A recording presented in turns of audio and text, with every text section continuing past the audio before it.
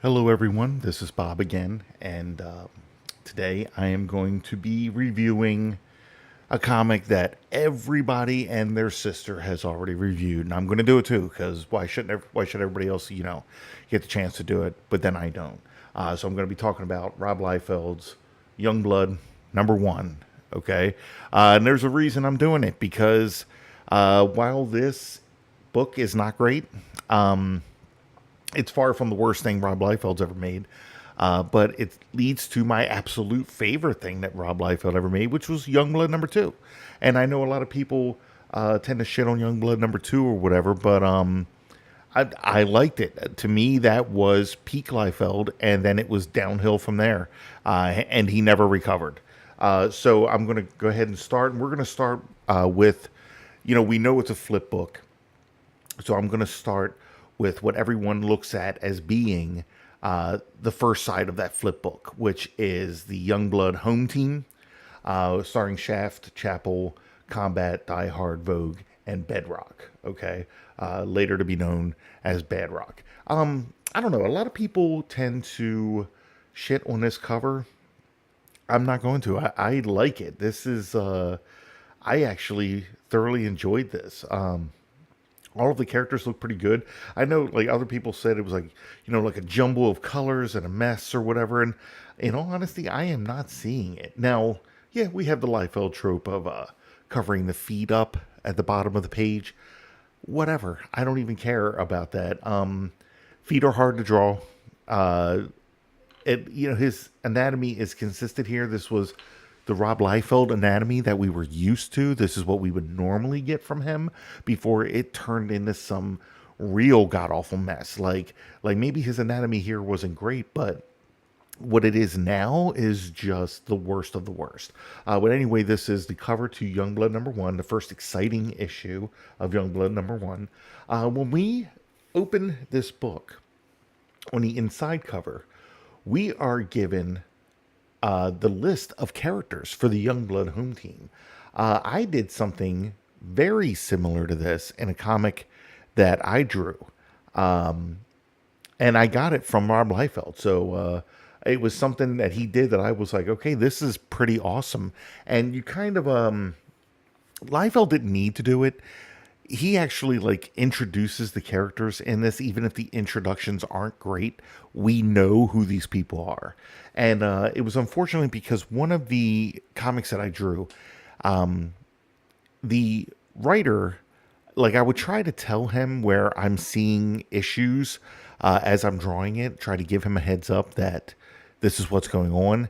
And, this person's extremely busy. They have a lot of projects that they're doing, a lot of things they're handling. And I'm, I guess, the hired talent. So it's just shut up and do your job. What I was trying to tell him was kind of dismissed.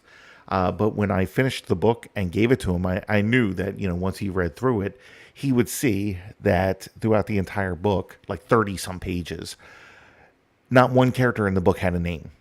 So nobody refers to anybody by a name. Nobody is introduced. There are no names in the book. And to be perfectly honest with you, there were probably 20 some characters in that book that were introduced, and nobody knew who anybody was. So he immediately got back to me and he's like, hey, like, there's no names in this book. And I'm like, yeah, dude, I tried to tell you this earlier so that you could like rewrite it or do something. But, you said just, go ahead and do this or whatever. So I did the best I could with it because when I'm doing the book, it's not just drawing. I'm penciling, inking, coloring, lettering. I'm doing it all. Okay. It's a tough task. It's a lot of work doing the job of 5 people for one book.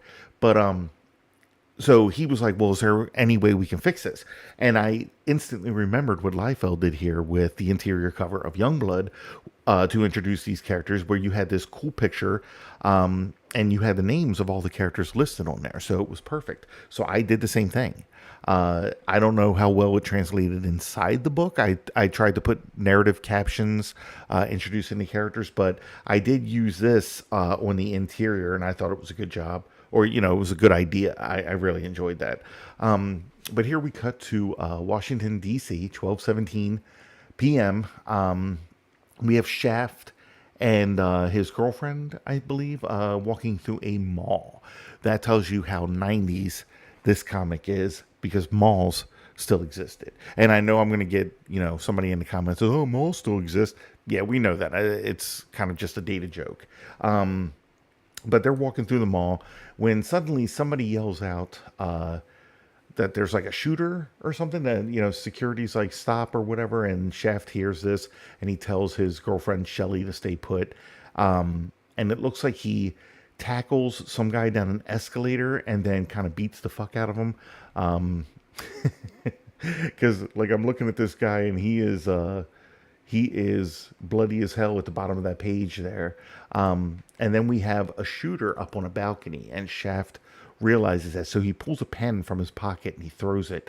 And apparently it flies into, I'm going to say it flew into this guy's neck. Okay. It kind of looks like it maybe hit him in the face, maybe the eye or something. But because of like the gurgle that he says, I'm going to say it was the neck. But he does a weird, kind of backflip off of there because we got two different angles going two different directions, and I don't know, it had to be just the one guy, right? It can't be like two guys because he only had the one pen. So it was the two guy or one guy that he knocks off of that balcony. That guy falls in the worst possible way into a fountain where you see that his butt landed right on the edge. I guess maybe snapping his back in half. But Shaft goes over and, he apparently digs through the guy's pockets, even though that's not how it looks. But Shaft is like, no ID, no pulse, no answers. Damn it. So he'll never know who these random people are. And in all honesty, I don't believe we ever find out either. These were just random people who happen to have a gun and maybe going after Shaft. We're never going to get that answer. If this is thrown away immediately, and then that is it. Even when the reporters come in, they're like, Shaft, who are these people you killed? And Shaft is just like, no comment, because I don't know. So, yeah. And then, of course, his beeper goes off. If you didn't think it was 90s enough with the mall, it's definitely 90s when you had a beeper. I remember that time. I hated beepers so fucking much.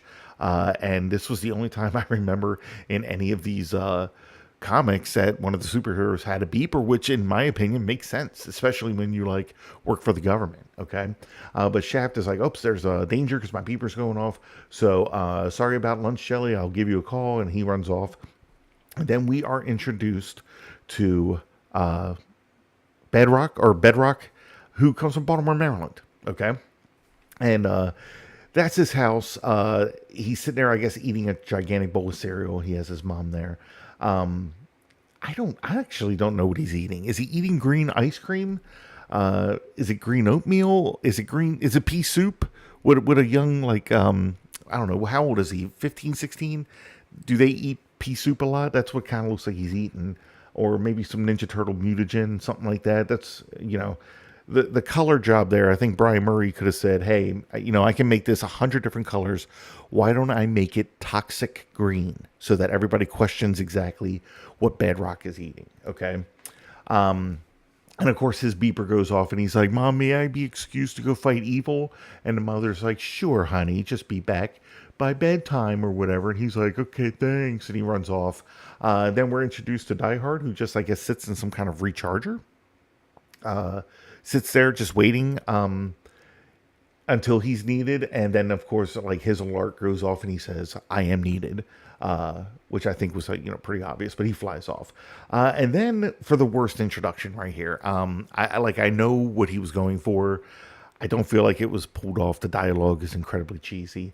But we're at Arlington, Virginia, 1:11 p.m. So, much later in the afternoon here, that Chapel is waking up next to this woman because of his beeper is going off, and she's just like, "Can I 5 more minutes?" He's like, "No promises. Leave your number." Right?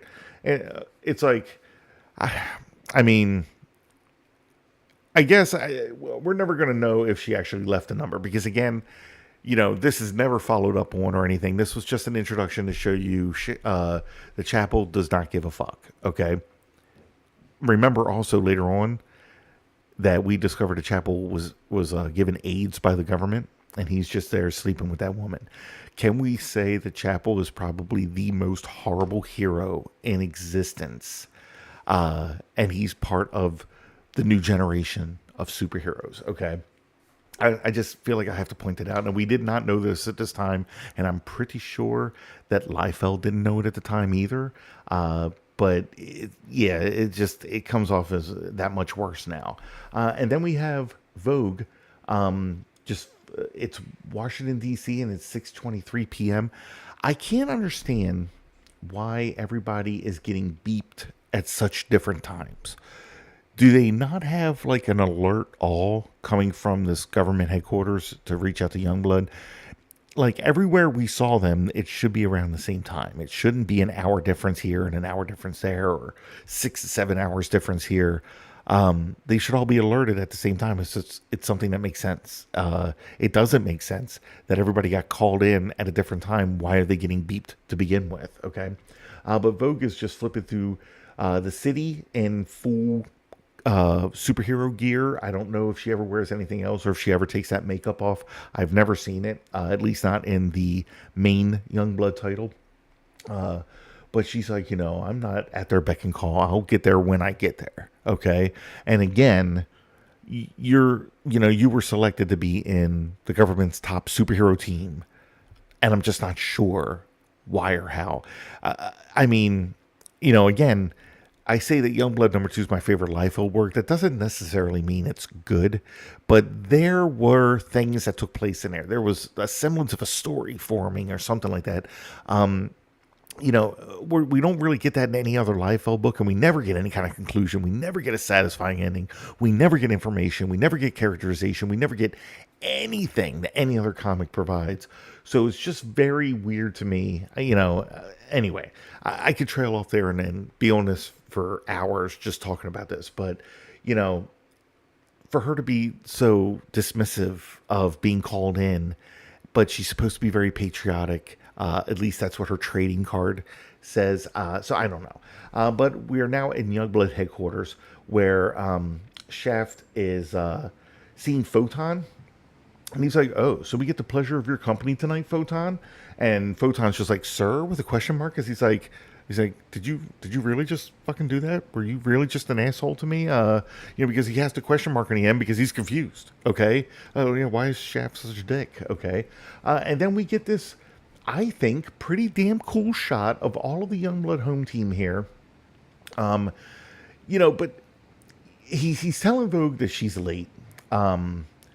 I don't know what time it was for everybody to meet. If they're getting beeped, are they getting beeped with a time that shows up on the beeper? It's like, hey, be here by, 4 o'clock or something like that. Chapel at 1:11 gets a beep, and he immediately takes a shower, puts on all his gear in front of the girl, and he's there to go. Okay. So I don't know. It's very weird. Because I was never able to determine the time or anything, but I do think that this shot of all of Youngblood at the top there is just awesome. I actually really like it. So the woman, there's a woman at a control panel that says there's a request for assistance coming in, and Shaft is like, what's the situation? So here is where it gets confusing again. They were called in for nothing. So then why did it matter if Vogue was late? Why did it matter that anybody was there? They all gathered where Chapel rode his motorcycle into this command center, which is fucking hilarious at every degree. But, he had to do it apparently because that's one of his, character traits or whatever. Is I will ride my motorcycle anywhere. I'm surprised it wasn't in the bedroom earlier with him and this, random woman. But anyway, the woman says that there's a request for assistance, again, making it, so that it made no sense why anybody was called in. They were called in for something different, and now they're just here when this call for assistance comes in. Shaft is like, what's the situation? And this woman is like, one of our transport vehicles is under attack. ID's coming in now. So a transport vehicle's under attack. They say here it's strong arm engage of the 4, okay? So that's an enemy thing where I guess there's 4 of them, okay? And they call themselves the 4. And that's probably also basically it. Like, what is their motivation? Why are they attacking this transport vehicle? What is that transport vehicle transporting? I don't know. I don't know if we ever find that out. I guess we'll find out as we go along. It's been a while since I read this, and to be perfectly honest, I'm kind of going through it. As I'm reviewing it, I'm kind of rereading it, even though I still kind of remember everything because I read it so many times. So Shaft is like, let's move out, and of course, they show up here at this transport vehicle, which has a news helicopter floating over it, and we have the four here ripping the doors off of this transport vehicle truck or whatever. We have a bunch of police officers all in the same pose at the bottom of the page here, which looks weird because they look more like synchronized dancers than police officers. Also, can I just say, again, I made a video earlier about how Liefeld has never seen a shoe before in his life. I'll say the same thing about a jacket. If you don't know how to draw a jacket, if you've never seen a jacket before, if you're not going to try to put some effort into drawing a jacket, don't draw a jacket. Police officers don't always wear jackets. You could have put just shirts on these guys, and it could have worked out better. Or it could have been some kind of military force where you didn't have to draw a jacket at all. It could have been some weird uniform or something. But when you draw these jackets, they just look so weird. Liefeld and jackets don't mix. They're the worst jackets drawn in comic books, okay? But again, here we have, I think this is Gage. Gage goes and throws or rips the door off of this transport vehicle. I think that's what they were doing. Yeah, they were rescuing the other two of the four. Okay, so two of them were captured. It was Deadlock and Starbright. And then, outside of the truck here that is pulling the rescue is that we have Gage, and I don't know the other guy's name. Maybe we'll find that out in a second. I'm not seeing it there. But basically, they rescue them just in time for Die Hard to come down and punch the fuck out of Gage and probably take him out of the fight. We get a lot of that weird yarn-looking Youngblood or Liefeld blood that he does. For as much as Liefeld loves blood, you think he'd learn how to draw that one. But I've never liked the weird yarn, strips of blood or whatever that like flies out of a character's mouth that Liefeld draws. It just seems weird to me. But again, they're being, Youngblood is there now attacking. Die Hard takes Gage out a second time with a nice punch. I like this page. I think the artwork on this page is pretty damn good. Die Hard is saying that I've been waiting for this day, and this time you won't be so lucky. So I'm assuming that he's beat the hell out of Gage before and let him off easy the last time. I don't know.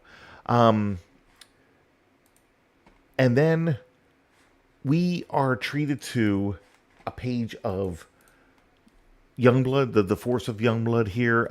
It's a double page spread again with police officers with, I just don't know what's going on here with their arms.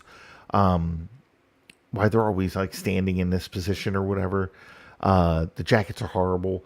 But, everybody else here looks pretty damn cool. I actually like this Bedrock before he becomes this gigantic monster or whatever. The motorcycle might be a little wonky, but you know what? Drawing a motorcycle is hard. I'll even cop to that one. This picture's not bad, but that is the end of the first issue of the first part of the first issue of Youngblood. Okay, so that's weird to me because we get this tiny little action scene with Shaft in the beginning, taking somebody out. We get a little introduction to all the characters as they get beat and brought into the headquarters for almost no reason. And then it's like, oh, you set up an action plot where these villains are rescuing other villains. Let's send our team out there to stop them. And we got like 2 punches from Die Hard, and then a splash page of people getting ready to fight, and then it's over. That's it. It's done. We don't get a continuation of that. That's it. It's just over now. That just seems so weird to me. If this is your introduction to these characters, this is your first issue. You kind of want everybody to do something, and really the only two people that did were Shaft and Die Hard out of all of the characters and everything. So just I don't know. It just seems weird to me that that's how that would have ended. It's a nice splash page. I like it. I have no notes here when it comes to, I mean, we got our regular Liefeld tropes of these weird guns or whatever, but this is, again, peak Liefeld, in my opinion, right? Like, he was taking his time and producing the best artwork he could at the time. There were no rush jobs here with what he was doing, and I think it was pretty awesome. It's just that, it's a weird note to end on. It just seems like that's when the comic just started, happening. And then you're like, okay, I'm done. All right, so I'm going to cut it here. I'm not going to do the second part right now. I'm going to save that for a second video. So I hope you guys enjoyed this one. I know you've seen reviews on this issue before, so I had to do my own. I hope you can forgive me. But again, my name is Bob. I am the creator of Ghost Girl, currently working on bringing that book out.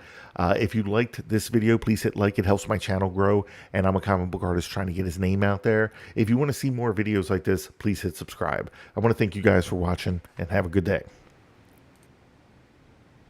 Hello again, everyone. This is Bob, and today I'm going to be doing Youngblood #1, Part 2.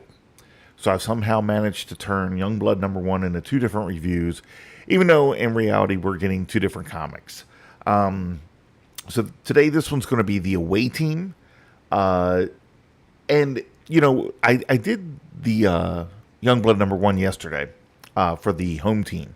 And the cover to that one is, I guess, the more recognized cover of Youngblood #1. If you do any searches online for Youngblood #1, that's usually the cover that you see. But I think that the cover for the away team is actually better than the other cover. I liked the other cover. I had no notes on that or anything. I thought it was a cool, cover showing off all of these heroes and everything.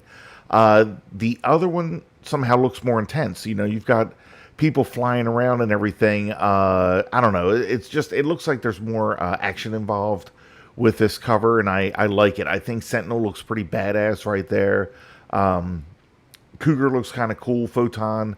I always liked the design of Photon, and it was wild because I remember when I read Youngblood at first, I was thinking that I don't know what the name of the alien race is that Photon's a part of, but I always thought those characters looked insanely cool, and I'm like, wow, Liefeld really, did a good job creating that character. I really like that. I wish he'd kind of focus on this character some more because he looks, the most interesting to me out of all of them. Then I found out that they were just ripoffs of some Marvel alien characters that already existed. Like, they look exactly the same. And I was just like, oh, I should have known. I can't believe that I was surprised and like a bit shocked that these were not like original characters. That they were, again, rip-offs from something else. So that, that was wild. But again, the cover here is pretty awesome. It still says, first explosive issue on that side. And I gotta say another thing, too. Like, this was the flip book. Youngblood #1. You got the home team, and then you got the away team. I actually thought that was incredibly clever. Being able to flip the book on the other side, you got a separate issue of that comic on, to look at. I thought that was pretty cool. No one else had ever did that I knew of. Now, I'm saying that, but I just said that about Photon, and then I found out many, many, many years later that, again, they were a ripoff of some Marvel characters. So this flip book has probably been done before, and I just didn't see it. And then I thought that it was an awesome original idea by this person who's never had an awesome original idea. So anyway, let's go ahead and start this issue. Again, on the inside, we have this insanely cool picture showcasing all of the superheroes on the Youngblood away team. We have Brahma, Riptide, Photon, Sci-Fire, Sentinel, and Cougar. again, I thought Photon just looked awesome here, but I think everybody in this picture looks awesome. Like again, this we're nearing the peak Liefeld because it's the very next issue of this that I think he did his best with story and just everything, the artwork and all of that. I really really liked. And then we got like Youngblood #3, which was like so far downhill from what we had with Youngblood #2. But anyway, let's move on. So we are getting a news report here about how the Saddam Hussein homage, pastiche, whatever, named Hassan Hussein, and that the Youngblood away team, I guess, will be taking care of that. At the very top panel here, we have the top two panels of the news reporter from SNN, and he looks like two different characters. Like in the first panel, his forehead is much bigger than what we're getting in the second panel. In the third panel, we have helicopters. They're not the worst helicopters I've seen Liefeld draw, but for the life of me, I can't understand why he never draws the propellers spinning. And I always see that. Like, even in yesterday's review of Youngblood #1, there was a helicopter that just kind of looked like it was floating. It didn't look like it was flying. The helicopter blades are never spinning, showing that, like, the helicopter's flying. It's just, they're just kind of floating there, and the propellers are still. So, I don't know. That's just weird to me. The bottom right-hand panel, the last panel, with the two helicopters behind a different reporter with the world's worst microphone. And again, I've said this before, like, fucking look at a microphone. Don't tell me you've never seen a microphone before, that you couldn't open up some sales catalog and see what a microphone looks like, or just find a picture anywhere of a microphone. I know that the internet wasn't very big at this time, so you couldn't just do a search and see this to do a visual reference, but it's a microphone, okay? If I had to draw a microphone from memory right now, I could do better than whatever the hell that is on this guy, okay? And then, of course, we have the double-page spread of the Youngblood away team jumping out of a helicopter. I don't know why I have not done a... this is the Liefeld drinking game, okay? Whenever anybody jumps out of a helicopter, you do a shot, okay? But I should do like a scoreboard or something for every time Liefeld had any of the Youngblood away team jumping out of helicopters. But we have just way more than the Youngblood away team jumping out of helicopters. We also have these soldiers, tons of soldiers here. We have Sci-Fire down in the bottom left corner in different colors. So I don't know. There's always inconsistency, we know, with Rob Liefeld books.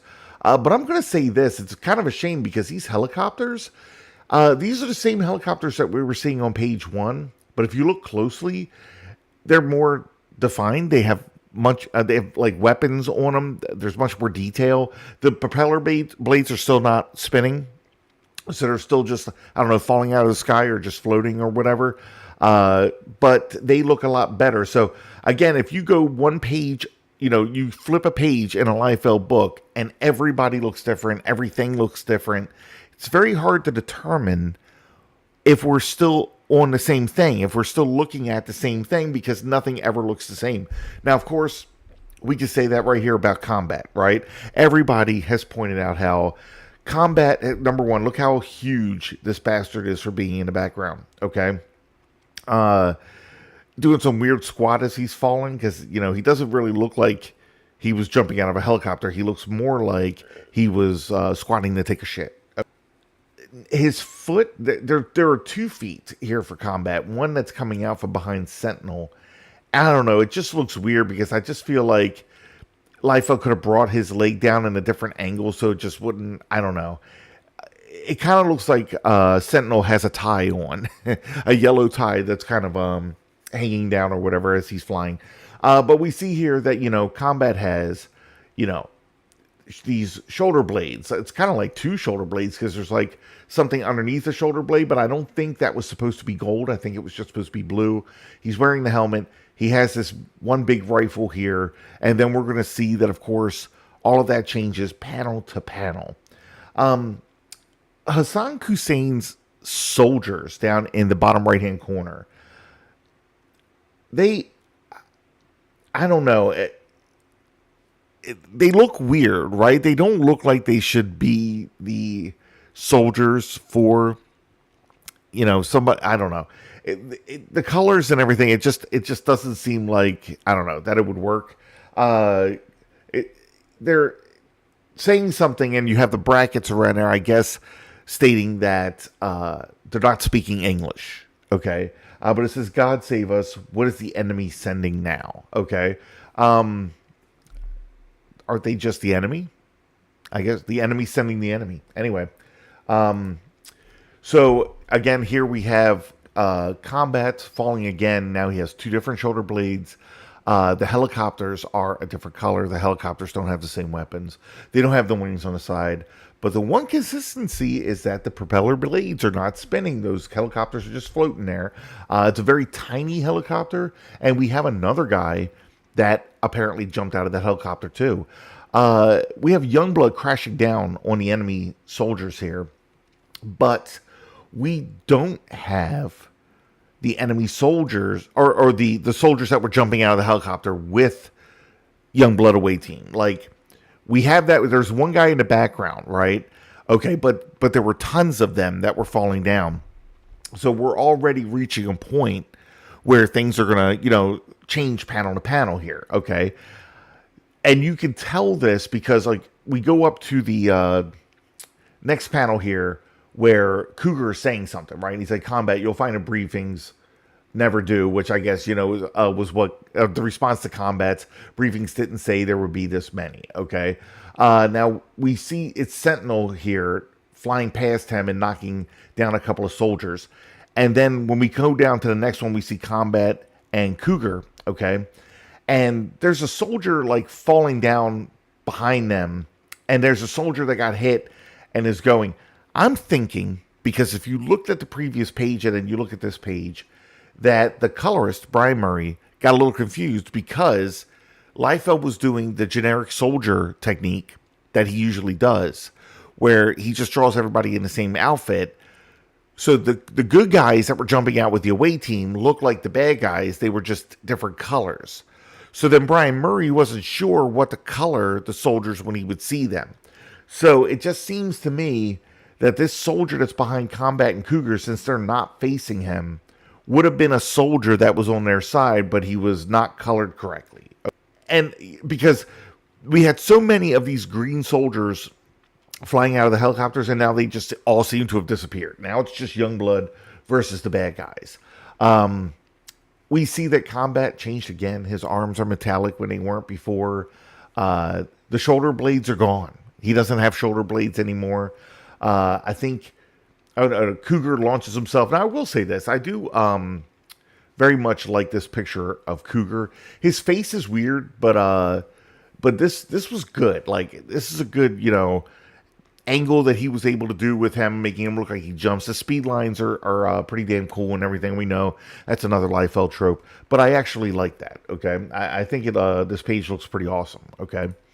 Even though, again, even if we look at Combat underneath here, the shoulder blades are weird. They're not the same shoulder blades, and again, they appeared when they disappeared in the panel previous. So yeah, it's just wild. And then, of course, we have Combat looking completely different again. I got to tell you, I think when I first read this book, I thought there were several different Combats. That, they were all like Catellans or whatever that were just fighting with Youngblood because there were so many different, versions of this thing. This is different shoulder blades again. It's or not shoulder blades, but shoulder pads. Okay, the shoulder armor, the arms, the legs, the gun that he's holding, the helmet is different. Next panel, we have a helicopter. This one again has a little more detail on it, but the blades aren't spinning, so it's just floating there. Okay, we're cutting to Brahma, Riptide, and Sci-Fire knocking out these generic soldiers, and again, we're not seeing any more of the green soldiers. They all disappeared. There were so many of them that were jumping out of helicopters. And I'm just going to assume that they all died almost immediately. Like, those were normal human beings, and they were jumping out of a helicopter without parachutes. I think they were literally just committing suicide right there. Like, that's what it is. I feel like I might have to put a disclaimer on the front of this video because that was just like a mass suicide where all of these green soldiers jumped out of these helicopters, died, and then Youngblood away team had to handle everything on their own. So they are fighting the enemy as they come across this little shed, which I believe houses Hassan Hussein. And we're going to, I mean, that's basically all that's going on here is we have them go into this insanely little shed headquarters thing or whatever, taking out the enemy as they go. The artwork is pretty good. I like the artwork here. I have no notes. Everything looks pretty damn cool. This, like I said, we're reaching like peak Liefeld. You know, he's doing things. You know, it's action packed and everything. You know, we're still getting backgrounds here. Like he's drawing tanks. Riptide here is using her water power to have water spray up from underneath the ground that are lifting tanks into the air. Okay. Then they end up getting zapped by something right after Sentinel tells them to stay alert because this is the unknown Varia. I don't know what that's supposed to mean. Stay alert. This is the unknown Varia.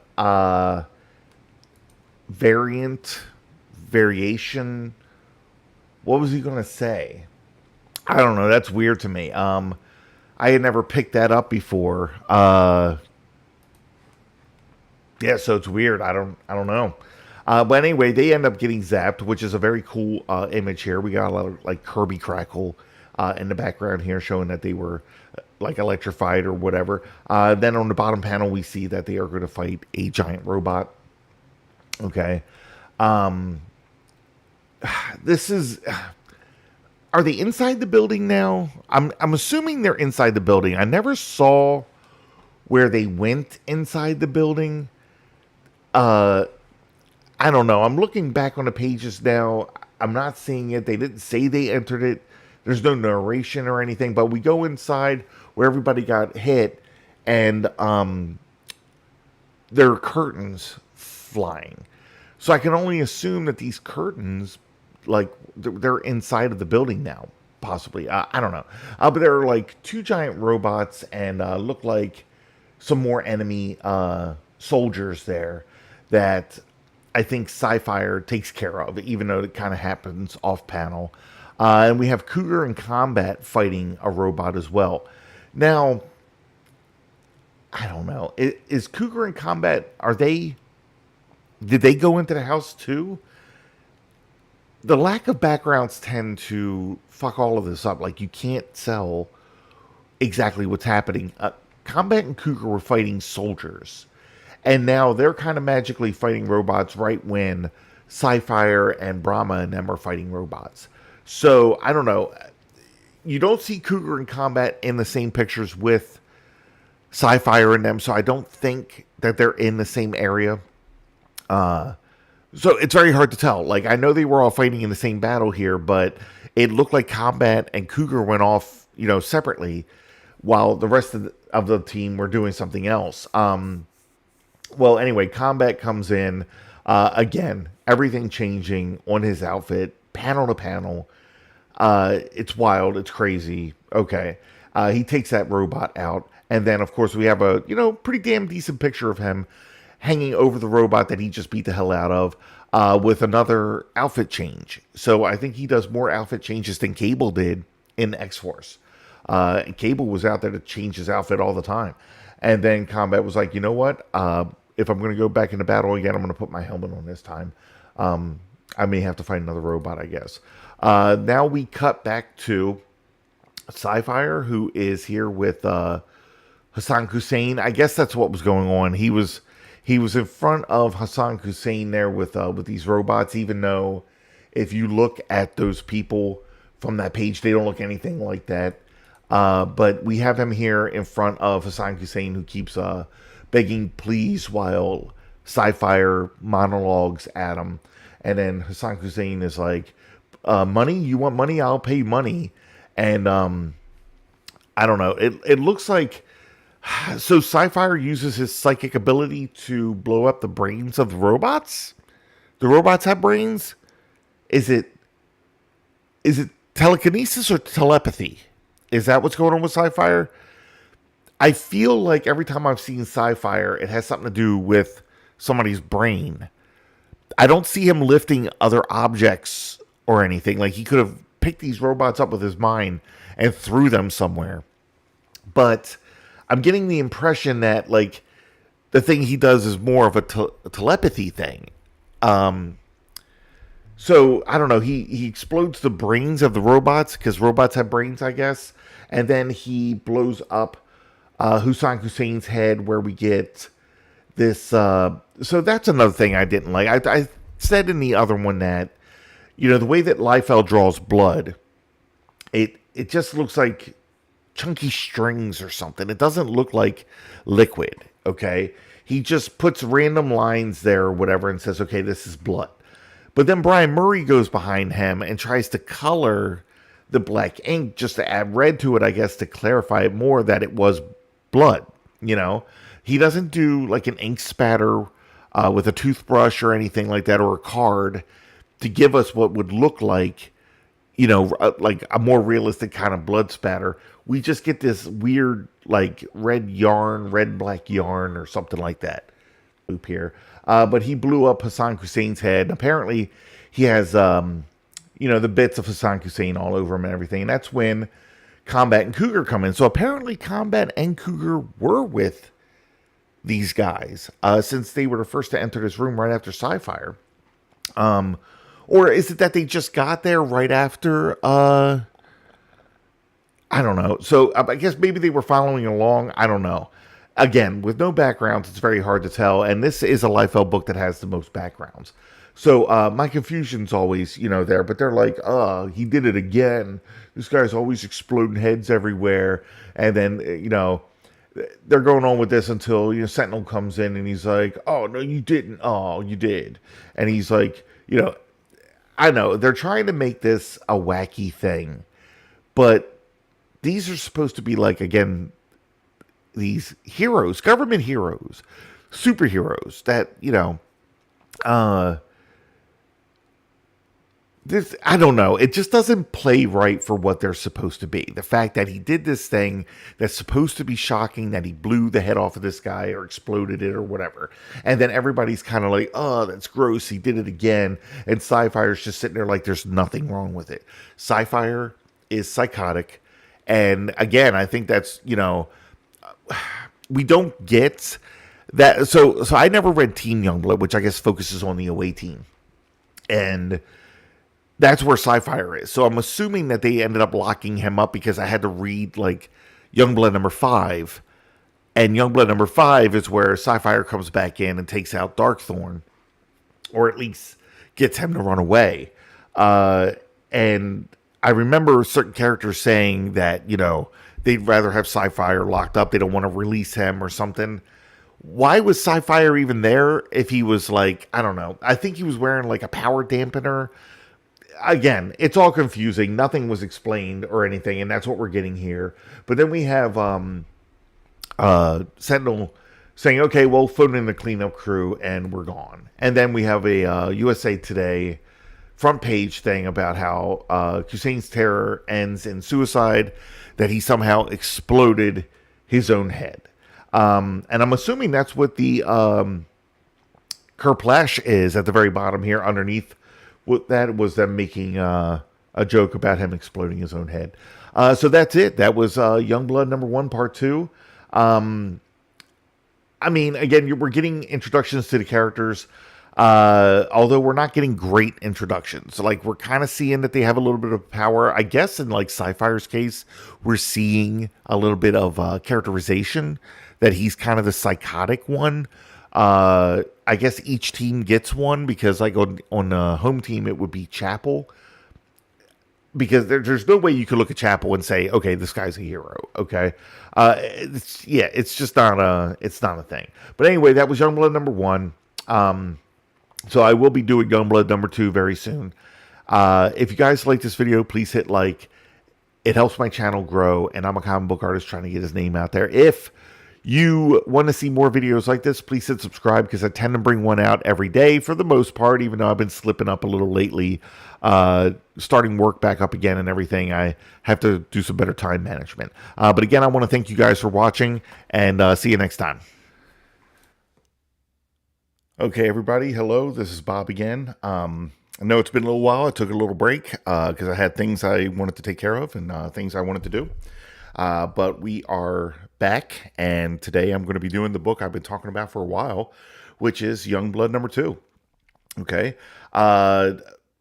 So, again, I say that to me, this is peak Liefeld. This is the best that Liefeld achieved, the best that he got to. And then after that, it went downhill. It just continuously went downhill.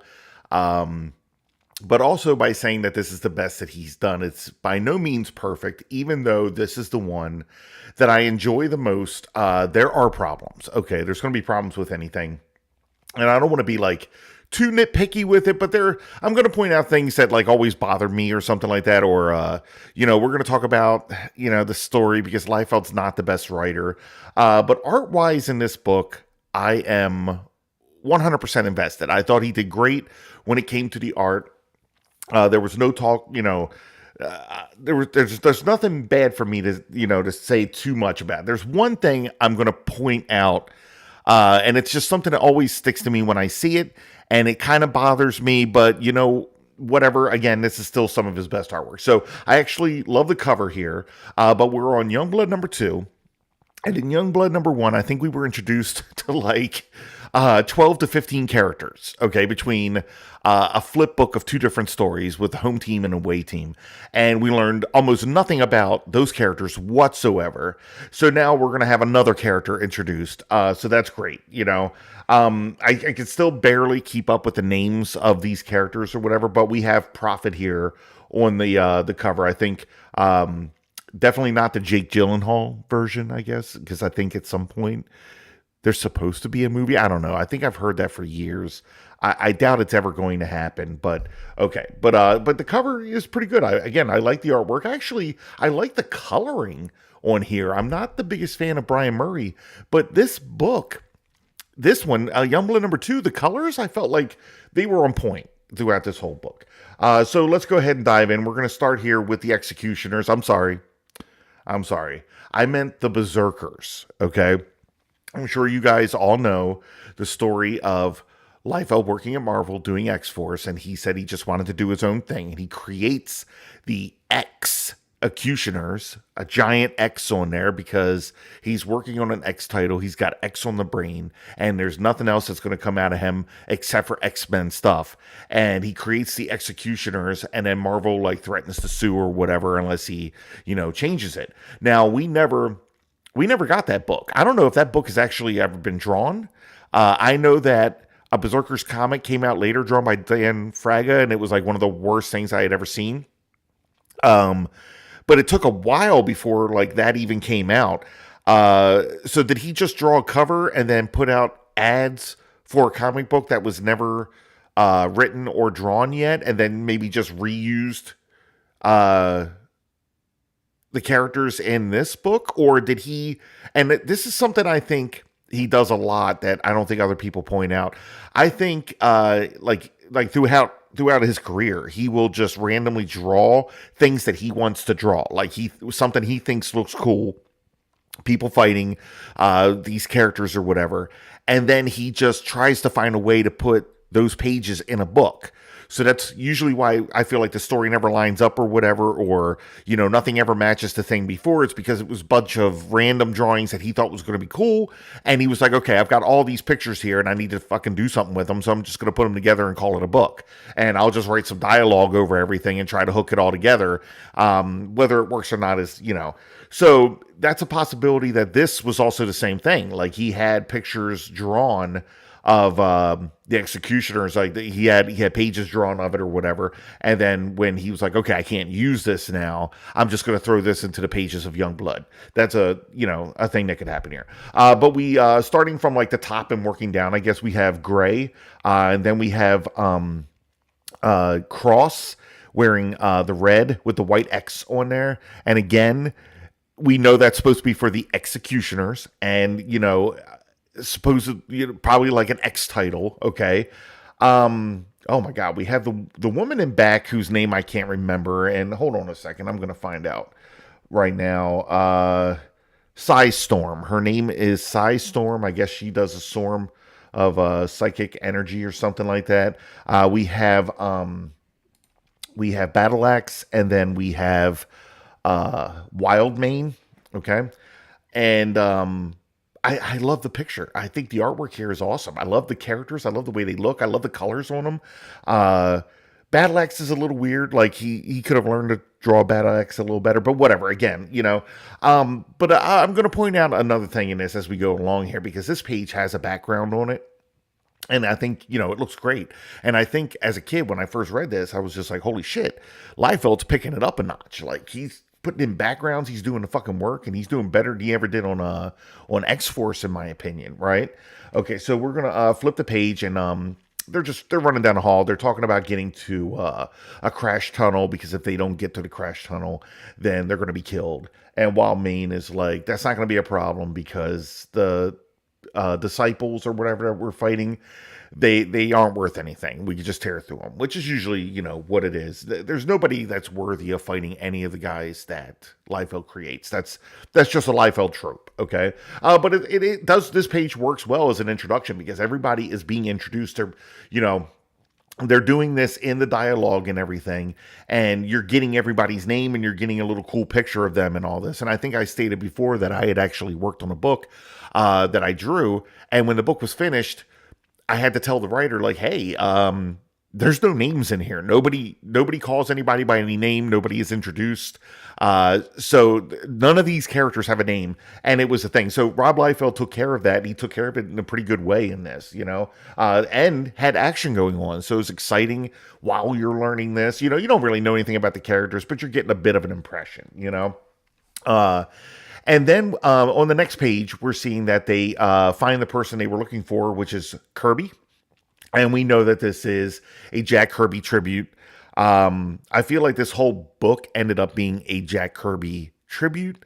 So I know that around this time, the people at Image brought or had Jack Kirby like published books through Image, which was Phantom Force, which I own, and I'm going to be doing videos for those.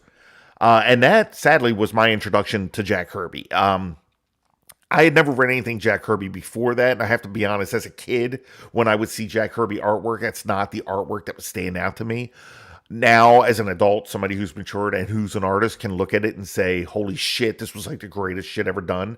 But as a kid, it wasn't something that was grabbing me, So I didn't know Jack Kirby, even though I had seen some of the artwork before and everything. So I actually didn't really even know about like Darkseid and stuff from DC Comics. Like growing up, that there were just certain comics I would read or whatever. And I didn't know this. So I didn't know a lot of the stuff here in Youngblood were tributes to that, which is wild, because I'm thinking to myself, like, damn, Rob Liefeld, like, he kicked it in high gear. He was creating these fucking characters, and all of these characters were kind of, badass or whatever. And then it was like, oh, never mind. They're kind of just carbon copies of characters that Jack Kirby created. And you're just kind of taking them, just like I guess he did with Fighting American later on or whatever. But anyway, they run into Kirby, and Kirby's like, okay, we got to get to these crash tunnels. I do notice that at the bottom of this book, it's very weird because the last two word bubbles at the bottom are kind of cut in a straight line at the bottom of those. So it looks like that's where the page was supposed to end, but then they decided not to do that. I think it was supposed to just be, like Liefeld never draws background, so he was just going to leave that white. But I think Brian Murray came in and was like, okay, I'm just going to color it and like fill the whole page and kind of add, that they're walking on a floor. So I can add shadows and stuff. So it kind of messed it up. But the one major flaw in this book is the lettering. The lettering in this book is fucking god awful. Like it was same as Youngblood #1. And as a kid, I don't think I really even noticed that because lettering wasn't like a big thing to me. I hadn't I only read a little bit of Cerebus and everything and hadn't really realized the difference between great lettering and piss poor lettering like we're getting here. So anyway, they start running towards the crash tunnels when okay. We're going to go back here because we have Kirby right after he shows up and he's asking, where's Dark Angel? I'm thinking it is. It's spelled DarkAngel. And then we have Dark Thorn, which has two N's. And I'm just like, even as a kid, when I read this, I was like, okay, I know this because there were times I created a character only to then read a comic and be like, oh, okay, somebody's already used that name. Because every name probably should have already been used before. And I didn't think I would go like the cheap route and just be like, oh, well, I'll just spell it differently and change all the I's to Y's, or I'll add letters to it or whatever. When you take the K out of Dark Angel and put a C, that's kind of shitty right there. So I read it as Dark Angel, okay? Like it's a full word. It's not Dark Angel. It's Dark Angel. Somebody's last name. It's John Dark Angel. So it doesn't read well. But then why didn't you just add an H? So you have Archangel, and it could have been Dark Angel, DARCH, right? I don't think anybody's done that before, but they probably did or whatever. So I don't know. That was kind of weird. And then again with Dark Thorn, right? I don't know. That just you're throwing dark in a lot of names to show us that these were the bad guys. Like all of them had dark in their name, I guess. I don't know. But anyway, we cut over to this little creature running over to Dark Thornanon. And he's letting them know that the Berserkers have done something. He's like, oh, no, I'm aware of everything they're fucking doing. I don't even need you, and you don't even need to be telling me any of this because I already know. Okay? And this page is just here to establish that I'm a Dark Side ripoff. And I mean, the costume's not bad, but the coloring on this guy, I did not like it. He's red with a purple outfit, wearing, like gold, I guess, or I don't know. The color scheme on this guy, I guess they had to go the opposite of Darkseid, which is like gray and dark blue. So they had to go with like red and purple or whatever, go to the opposite end of the spectrum to try to get this guy, I guess, more original or whatever. But he's like, don't worry, the prophecy is not going to happen. I don't think we ever learn what the fucking prophecy is. We know there's a prophecy, but we can go through this entire book and we'll never fucking understand what the actual prophecy is. I just remember that in like Youngblood, the fifth part of the 4-part Youngblood miniseries, they were talking about, oh, you're an idiot. You did all this just to fulfill some kind of prophecy. But in here, he's kind of saying that, we don't want the prophecy to be fulfilled. I don't know. So again, okay, the story was lacking, but again, whatever. Again, I like the artwork here. I mean, his, feet, whatever, put that aside. The rest of it looks pretty cool. The background's fucking awesome, right? Again, as a kid, I did not know that Liefeld hired somebody to fucking draw backgrounds, considering that most of the books still didn't even have backgrounds in it. So I know that this is Richard Horry. I learned this from watching other YouTube videos, that he was the technical assistant and he would come in and draw the backgrounds and everything. I thought that was genius because I hate drawing backgrounds, or at least I used to. And I didn't know I could just hire somebody to fucking do that for me. I never thought of that. But yeah, so that's Richie Horry drawing the backgrounds, and honestly, I think it looks cool, and I think the colors are cool too. Like it is a rainbow of colors on all of these pages, but that's fine. That's just how Brian Murray does it, right? And then I guess we're on page one now. Like we had our prelude, I guess, to this story with the Berserkers. I also want to point out that on page one, it says otherwhere, right? In the prologue, it says otherwhere to determine like where they're at. Okay, I guess, I know he's trying to be John Byrne, right? Like he's taking everything he loves from every book and every writer and every creator that he loves and like doing this like amalgamation or whatever.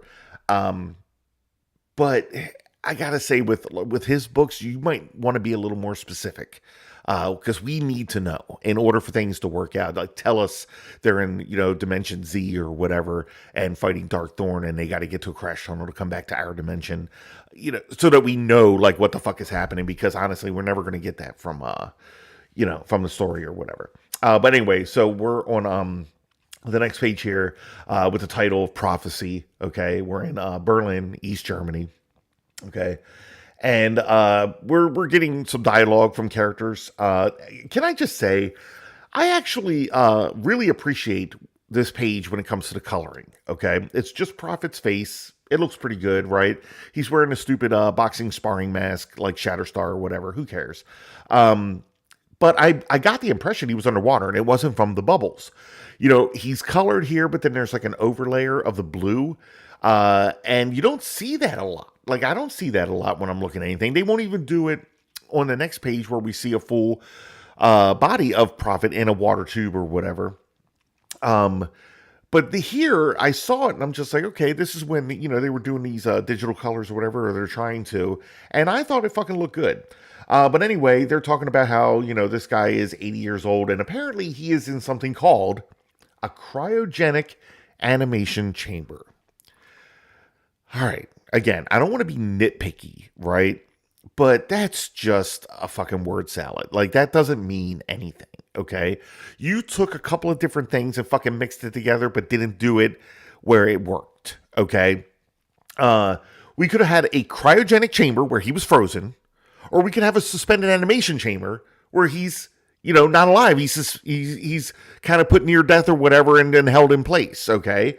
Cryogenic animation, I literally did a Google search on it and pulled up nothing, okay? Animation literally means liveliness, okay? When we're not talking about cartoons, we're talking about the other kind of animation, and its liveliness, okay? So, like, if it was suspended animation, it would be suspended liveliness, okay? So I don't know. That was just a thing. I mean, even as a kid, again, when I read that, I was just like, they could have, But in all honesty, man, Rob Liefeld again was working on 80 titles a month, putting together all this shit. Honestly, I think he probably had a hard time keeping track of everything. I don't know if he, kept a logbook or whatever.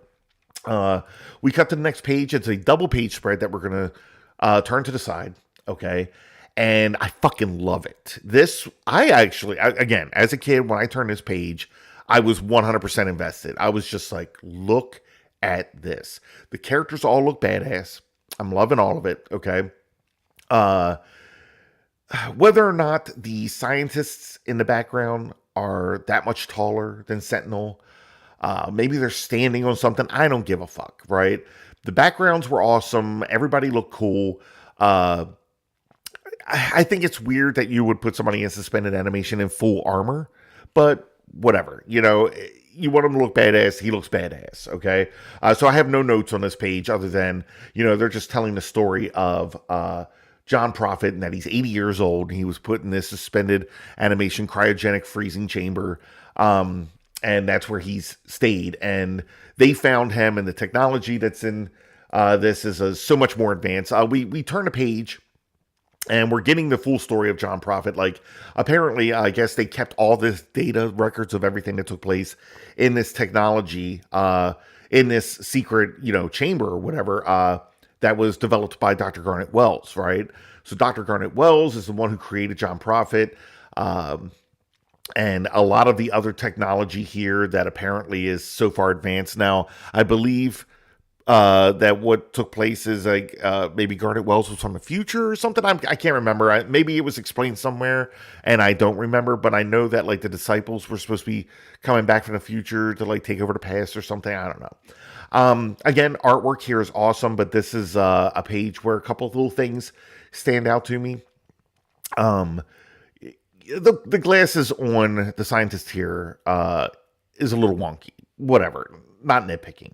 But if we look down here, we have a side profile view of Prophet, right, standing there in his underwear with tubes and stuff coming out of him, and it's his hairline, man. It was like this is something I've noticed Liefeld does a lot. He doesn't get like the hairline doesn't come over like near the temples or anything like that. It's pushed way too far back, along with the ears. Like the ears seem to be like in the back of his head or whatever. I drew a thing here, or you're watching a video of me drawing it as I'm talking about it, so you can see what I'm talking about to give you an idea of what it was. But you know, again, that's a little nitpicky thing, but it's just something that always stuck out to me every time I look at this book. That's what I see. Okay. But again, with the story, we're just hearing that, you know, Dr. Garnet Wells created something that helped develop John Prophet's natural abilities and make him superhuman. And he was going to be a weapon to fight the disciples. Okay. When we flip the page again, we have, you know, everybody still getting filled in on the story of John Prophet. And Cougar just wants everybody to know that he'll do his fucking job, but he's not going to like it because he doesn't like where this is leading. Again, no notes on the artwork here, but we're getting another one. We have the scientist again who's explaining, and it's a side profile, right? And we can see here again that the ears and the hair and everything, like the sides of the hair, were pushed way too far back, so it just makes it look weird. But again, that is a Liefeld deal. Cougar's floating in the air a bit because like where his feet are don't match up where Combat's are. Whatever, the artwork is still pretty decent, but I just feel like it wouldn't have been that hard to stretch his leg a little bit to get it where it needed to be while you're drawing it or whatever. But apparently Cougar is just upset that they're going to be using, I guess, this technology under the blanket of betterment for mankind. I don't know. But Combat is just like, yeah, well, we fucking do that on my planet too. So they go over to take a look at Prophet, and while they're talking about it, Cougar's like, hey, there's like some kind of fucking clock on this thing, which isn't. He didn't draw it, but he's looking at it, he says it's ticking away. And then Combat's like, hey, maybe you shouldn't fiddle with that shit. And Cougar's like, yeah, well, I'm fucking Youngblood, and I can fiddle with whatever the fuck I want to fiddle with. So he fiddles with it, apparently blows up this cryogenic chamber, and Prophet comes out. And Youngblood wastes no time in attacking the guy they were sent to transport and like protect or whatever. They're just like, okay, he's alive now, so he must be a fucking enemy. They don't wait. They're looking at him, you know, he's just like walking over. He doesn't have weapons in his hand or anything like that. We do, however, get a short RoboCop dealio where he's going through his prime directives, and you'll be seeing a video of me putting RoboCop in there so you can see what's going on. What are your prime directives? Serve the public trust, protect the innocent, uphold the law. Because it literally says it on this page. It's like prime directive, eliminate disciples, subject identification, disciples, question mark? Who knows? Unverified, insufficient data. Humanoid life forms, question mark, negative. They're not humanoid, apparently. I would claim that they're humanoid. Like whether or not this guy Cougar has animal DNA or something like that, he's a fucking humanoid. He's talking. He's 2 arms, 2 legs. Combat's fucking humanoid too. He's an alien creature, but he's humanoid-ish, whatever. And like I said, I mean, I don't know if they can hear this prime directive talk coming from Prophet. Like, is that audible? I don't know. Is that just in Prophet's head and he's the only one hearing these computer things going on or whatever? I don't know. But Cougar just didn't like the way that fucking Prophet was looking at him, and he's like, all right, fuck you, I'm gonna jump your ass. And then Combat's like, all right, I'm in on this too now. I don't really care. So they just start fighting. And then we're getting a taste of who John Prophet is, that he apparently is able to build up energy or whatever and attack. So he is fighting combat, okay? Again, backgrounds here are actually pretty awesome, which I guess is Richard Horry. But we have Sentinel here who's like, hey, Riptide, can you like fucking flood him with some water or something like that? And Riptide's like, God damn it, man, why do you make me do this shit where there's no fucking water? But I guess if I can bring up waves in a desert, I can make water appear in this sweaty workshop. So let me throw a couple of things out there. I don't recall a lot of people talking about this, but in Youngblood #1, they're in a fucking desert going after Hassan Hussein, and she's riding waves all over the fucking place like Iceman. And nobody questioned that. Like, there's so much water here in this desert and shit like that, right? Whatever. So I guess in order to clear that up, Liefeld, maybe it was still in his mind, and he was like, I better explain away what happened in the first issue, that she was able to have all this water handy here while, they're in the desert.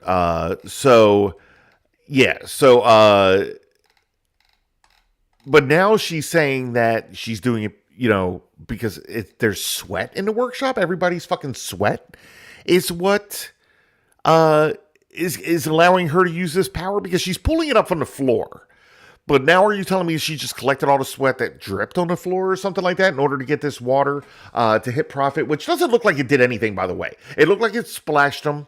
Okay, so he got, splashed with some fucking sweat. All right, which is horrible. Then Brahma goes running over to him and fucking hits him like as hard as humanly possible. Should have knocked his fucking head off, right? But apparently that's fine. Your Prophet gets up and faces the other way. Like he's so cool, he doesn't even need to look at the guys that are attacking him and shit. There's no issues there or whatever. And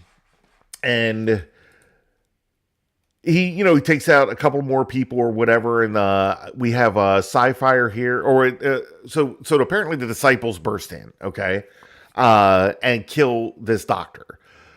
So the one member that's not Youngblood, the one thing that's probably not a threat to the fucking disciples, and he was the first one decimated, while they hang out and look at Youngblood. But again, while they are fighting or whatever, fucking Sci-Fire's like, hey, I'm involved in this scrap, and Riptide's like, no way, Sci-Fire, you're on probation. What the fuck is he doing there? If he's on probation, maybe he shouldn't be on the mission. That doesn't make sense, okay?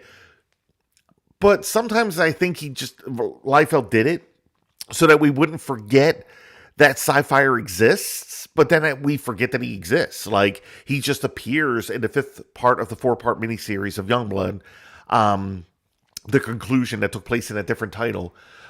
He pops up to take out Darkthorn or whatever, I guess in the same way that he did, like, Hassan Hussein, but Darkthorn runs away, or whatever. But, I guess he didn't know what to exactly do with him. When you create a character that's that powerful, could just blow people's heads up, he could just do that to anybody at any time, right? What's to stop him from doing it all the time?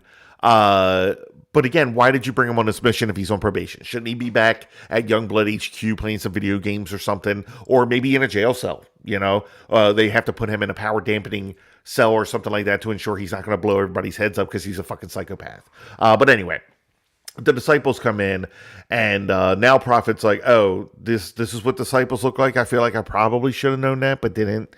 And then Youngblood's like, you know what? Let's not fight you. Let's fight them instead. And Prophet's like, all right, cool, let's do that. And then the executioners jump in. I'm sorry. I meant the berserkers jump in with Kirby, and Kirby's like, Yahoo, we're here to fucking take out everybody. Now, I can only assume, okay, because it's kind of hard to tell, that they are coming out of a crash tube, okay, or crash tunnel or whatever, because I know that this is supposed to be like the boom tubes from DC Comics, from Jack Kirby's creations over there and everything with Dark Side and Apocalypse and all that. So I'm thinking that's what it is, even though it's not really lined up in a way that it looks like maybe a tunnel or something that they're pouring out of. During the time they were going through the crash tunnel, Wildmane lost all his clothes, and that's fine. He wants to fight things with his butt out. Don't we all? That's how you should fight, I think, right? It'd make you uncomfortable, right? You wouldn't want to fight Wildmane while his butt's out, right? So maybe that's like a tactic or something. But that is it. That is Youngblood #2. Again, artwork wise, I was 100% invested. There's so much in this book that I like looking at. This is where I was like, Liefeld is going to, is going to be good. He's going to give us some shit that we are going to like to look at. Of course, like it took months for this to happen. Like I don't know how late this book was from the first one, but he had all that extra time, so he was able to put out better artwork. The story, again, there are flaws, but it's like some of the best story he's done. There was a lot of shit that actually happened here. We got, and I don't hear this enough from people who like review this book online or anything, but we got like a full fucking fledged origin story for a Liefeld character. We know who the fuck John Prophet is. People should have been amazed with that because you will never see it again from Liefeld, okay? You will not know what any of these fucking people are, who they are, where they came from, how they got their powers, why they're a part of Youngblood, what they like or dislike, what are their hobbies, what are their favorite foods. We'll fucking never know any of that shit. But we did find out everything there was to know about, we found out more about Dr. Garnet Wells, actually. Most of the story that was being told was about Garnet Wells and what he did to John Prophet. We're not getting too much on John Prophet. So Prophet was actually still a bit of a mystery, but we got an origin story for Dr. Garnet Wells. Okay, we can go that far. Okay, but again, that's more we're gonna get from anything else. But I don't know. This is it. This is peak Liefeld. This is the best that's going to happen. After this, it is 110% downhill. I kind of wish it just stayed this way. I wish that I'm sure he took a lot of flack for his artwork and everything that people were saying shit. And that's why he felt that he needed to change it to do some. There was a change. Like in X-Force, Liefeld, he knew that he was producing this and that or whatever, and that people loved it, right? He was cocky. He was sure of himself. And then when he goes over to Image, now he's not sure. Now he's got to change. He's got to try to keep up with the people that he hires. Like the people he hires, maybe they became a great artist later on, but they were not when they were working for him. There were a few, okay artists or whatever. And I know that Liefeld's like, well, I got to look better than all of them. You did already. You already did. And then you were kind of going worse, right? Or things started changing.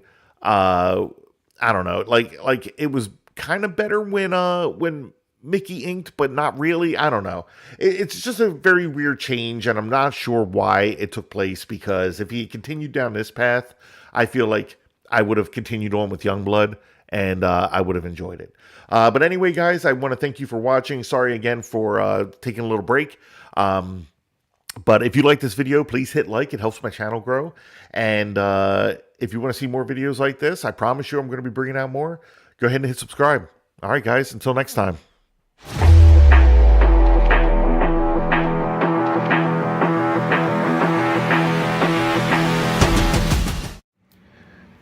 Hey, everybody, back again. And as you can see here, I'm going to do another Youngblood, right? Everybody else is doing it. Why shouldn't I? And the reason being, I see other people do videos of Liefeld or whatever, right? And most of the people are saying the same stuff I am, that like he doesn't give a shit, he doesn't care.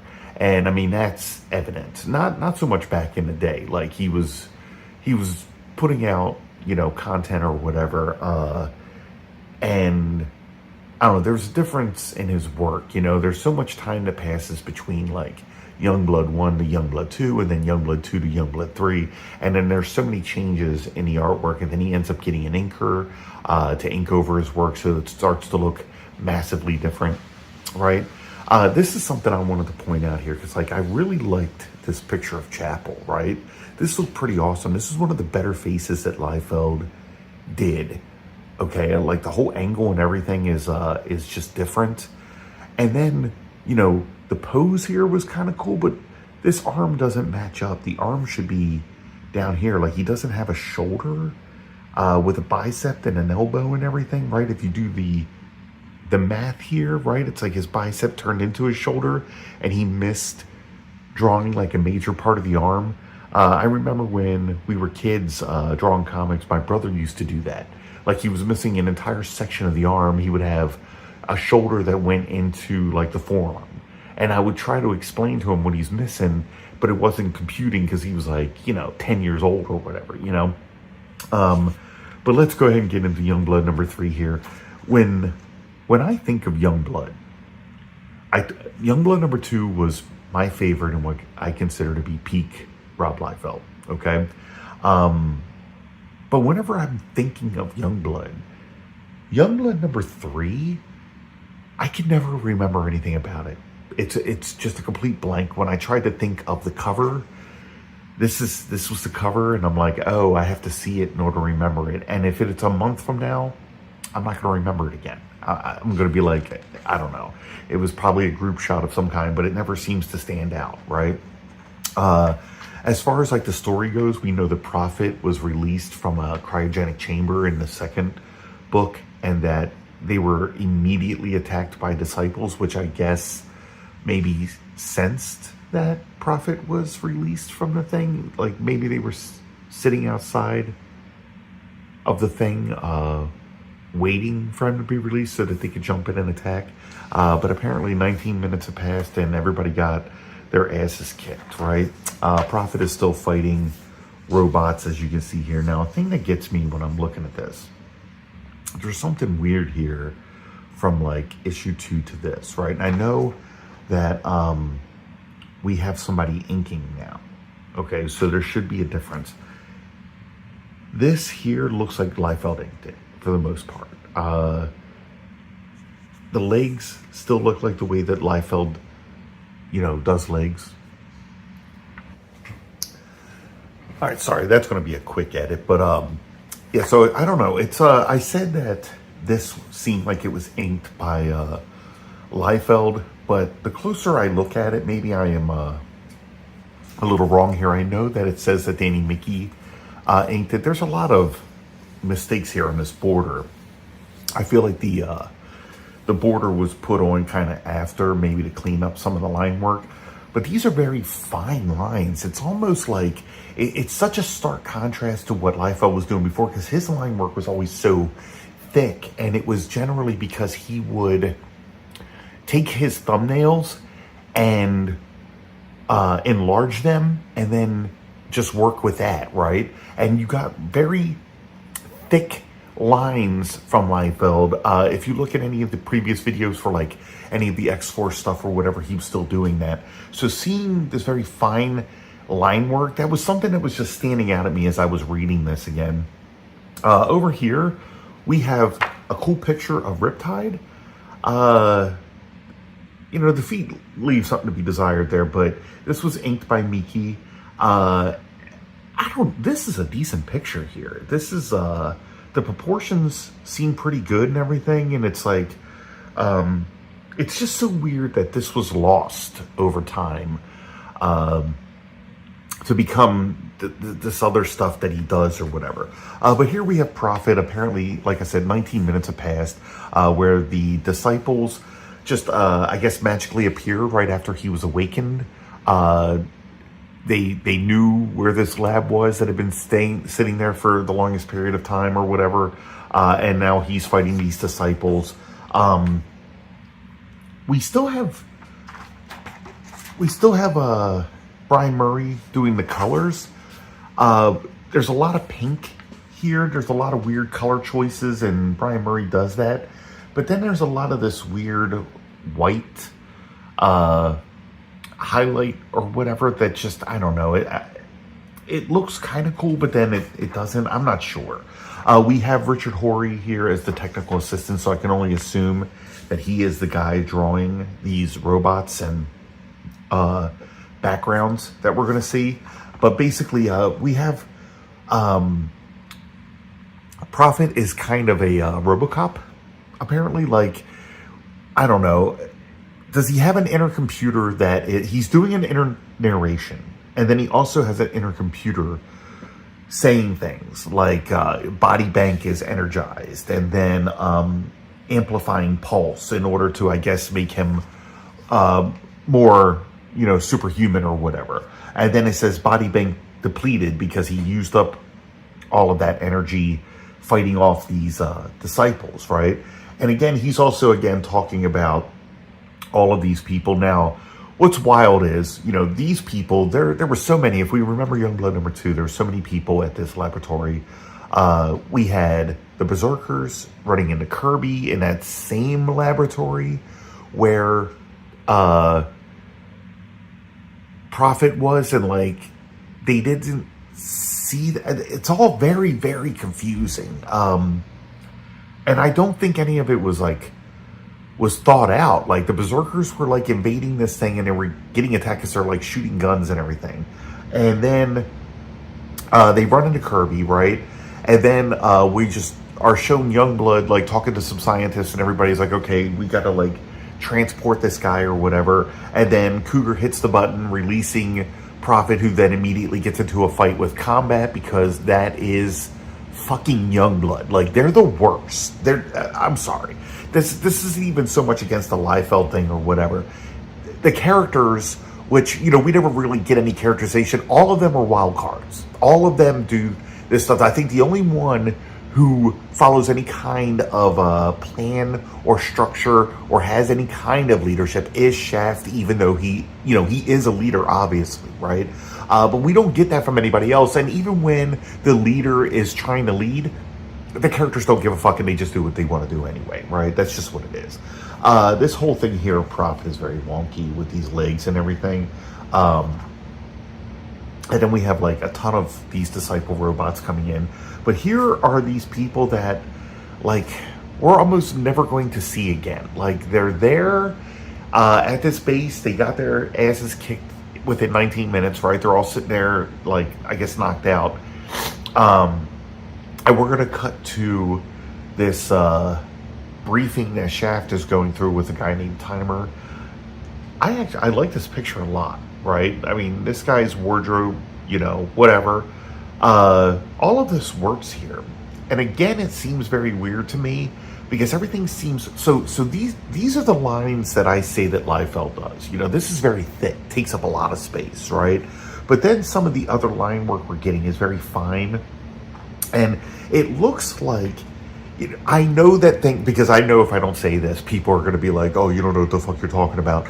I understand that comics are drawn on 11 by 17 paper and then shrunk down to this size. I understand that, so you guys can get out of the comments right now about that.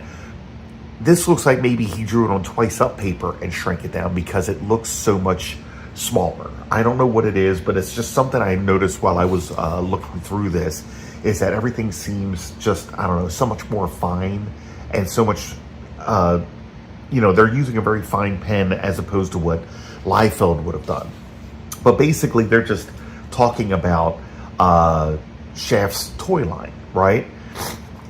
This is another thing I wanted to bring up, right? I know that, Youngblood is this, and I'm sorry, guys, for sniffles. Apparently, I've had a cold for 2 weeks that I haven't gotten over. Youngblood is the thing where it's they're celebrity and superheroes, right? They work for the government, and, their likeness is, I would like more information on this because so Shaft is apparently one of the more popular characters on Youngblood because he's a leader, right? I'm not sure why Shaft would be. His superpower is a bow and arrow. And I'm going to have to say this right now. I mean, the only thing that should really serve is getting an Olympic gold medal. Okay, like I don't know. It's a thing. I mean, you go up against so many indestructible super villains. I just don't see an arrow being very effective in that manner. Okay, Chapel, his superpower seems to be using guns. Okay, I mean, so he's just a soldier. You know what I mean? How did he get into Youngblood? I'm not sure that makes any sense to me. But whatever. That's where we're at, right? So, but they're using their likenesses to make toys, their celebrity and stuff like that. They must get paid some kind of royalties for all of this merchandise that's being sold with their likeness and everything, right? They even, talk about that. And then, Bedrock, he's also, having toys made. And then, we see later on in other issues that he had, shows being made with his likeness and all this stuff, right? Now, the thing that gets to me is these guys should be fucking rich, right? They're celebrity and all this. And if they're rich, I don't know if I'd still be working for the government. I'm sorry, but like they can live in the lap of luxury or whatever. They don't have to be doing this, So I don't know. That just seems weird to me. I would assume that anybody in this government position here, right?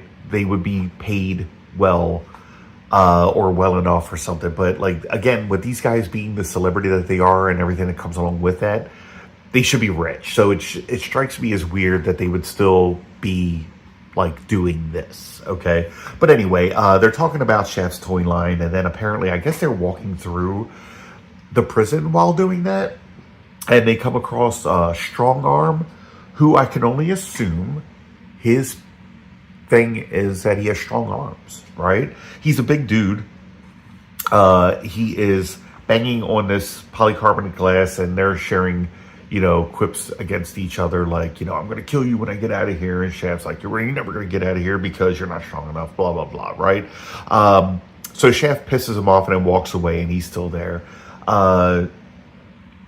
Yeah, so they're heading towards the entrance when they cross this person here in this trench coat and hat. And they're like, don't let Strong Arm intimidate you, blah, blah, blah. And they're like, thanks, I'll make sure to do that. And then we're going to cut to outer space in orbit around Earth, where we have the Catellans, which is Combat's race. I'm going to go on record right now as saying that I think I read Team Youngblood #1. That was it. I read that one, and then I never got another Team Youngblood, okay? I didn't know that Team Youngblood would be the main title. I thought this was going to be the main title. This one is the one that was by Liefeld, and I didn't know that this was going to be a miniseries. There was nothing hinting towards that. This, as far as I knew, with the success of this book, this would have been the main title, and this would have been the one being a continuous run, whereas all the other ones would have been the B, C, D, E titles or whatever coming out. But it was all of the other titles that were the ones that were steady and coming out, and this was the one that was the B title or D title, whatever you want to look at. So I didn't get, to see much with that, but I also thought Team Youngblood wasn't with anything to do with Combat. I thought Combat was on... No, Combat was on the B team, I guess, because that's with Cougar and all of them, and that's where Prophet is, so that was the B team. Okay, so we're seeing here that I guess, his name is Kirk, Admiral Kirk, which I guess was a nod to Star Trek. But they just wrote it weird the same way that they did with Lieutenant Combat. These are the Catellan names, but then they sound like something different. I've heard a lot of talk that people hated this design for the outfit here. I didn't. It's just blue and red with some gold on it or whatever. Okay. the anatomy here is some of the better stuff that we get from Liefeld. And again, I hear a lot of things about that or whatever, but this was before whatever he is now is going on, right? But he's talking about, this is the world that combat's on, and they're going to go give him a glorious death. I guess they're going to go kill Combat. I guess Combat left, and I think the thing is that he's giving, or this person here, this ambassador, has stated that Combat is a traitor, and that he went to Earth to give them, secrets of their technology or whatever. Again, I actually think this is a decent picture. This is one of the better jobs that Liefeld has done, especially with women, right? And that's weird because I might have to put some of that on Danny Mickey. Like, we know that a lot of Liefeld's artwork changed when Danny Mickey comes on, right? Legs look different. They're not the same legs that we used to get. There's a massive change here in all of that. Again, I also thought that these were pretty cool character designs, and I thought that was an original thing from Liefeld until I found out that, no, there was already characters that looked like that in Marvel, and this is just Liefeld doing a rip of those, They're basically threatening each other. I guess they're kind of at war with each other, too. And this is Photon's race, and, I've done videos of other Youngblood comics, and I swear to God, I will forget his name every time because we never see him. He never does anything, and he's not memorable. Nobody is memorable, It's just what it is. But anyway, we're going to cut back to a press conference here that Shaft is holding, and we're getting a lot of questions here. But one of the ones that they bring up is, what are the rumors that Hassan Hussein was assassinated by a member of the Youngblood away team? Okay, Shaft here. I need to know, does Shaft know what really happened? Was Shaft lied to? Is Shaft's not the commander of the away team, right? That would have been Sentinel, right? He's the leader of the away team. Shaft is the home team, I guess it is.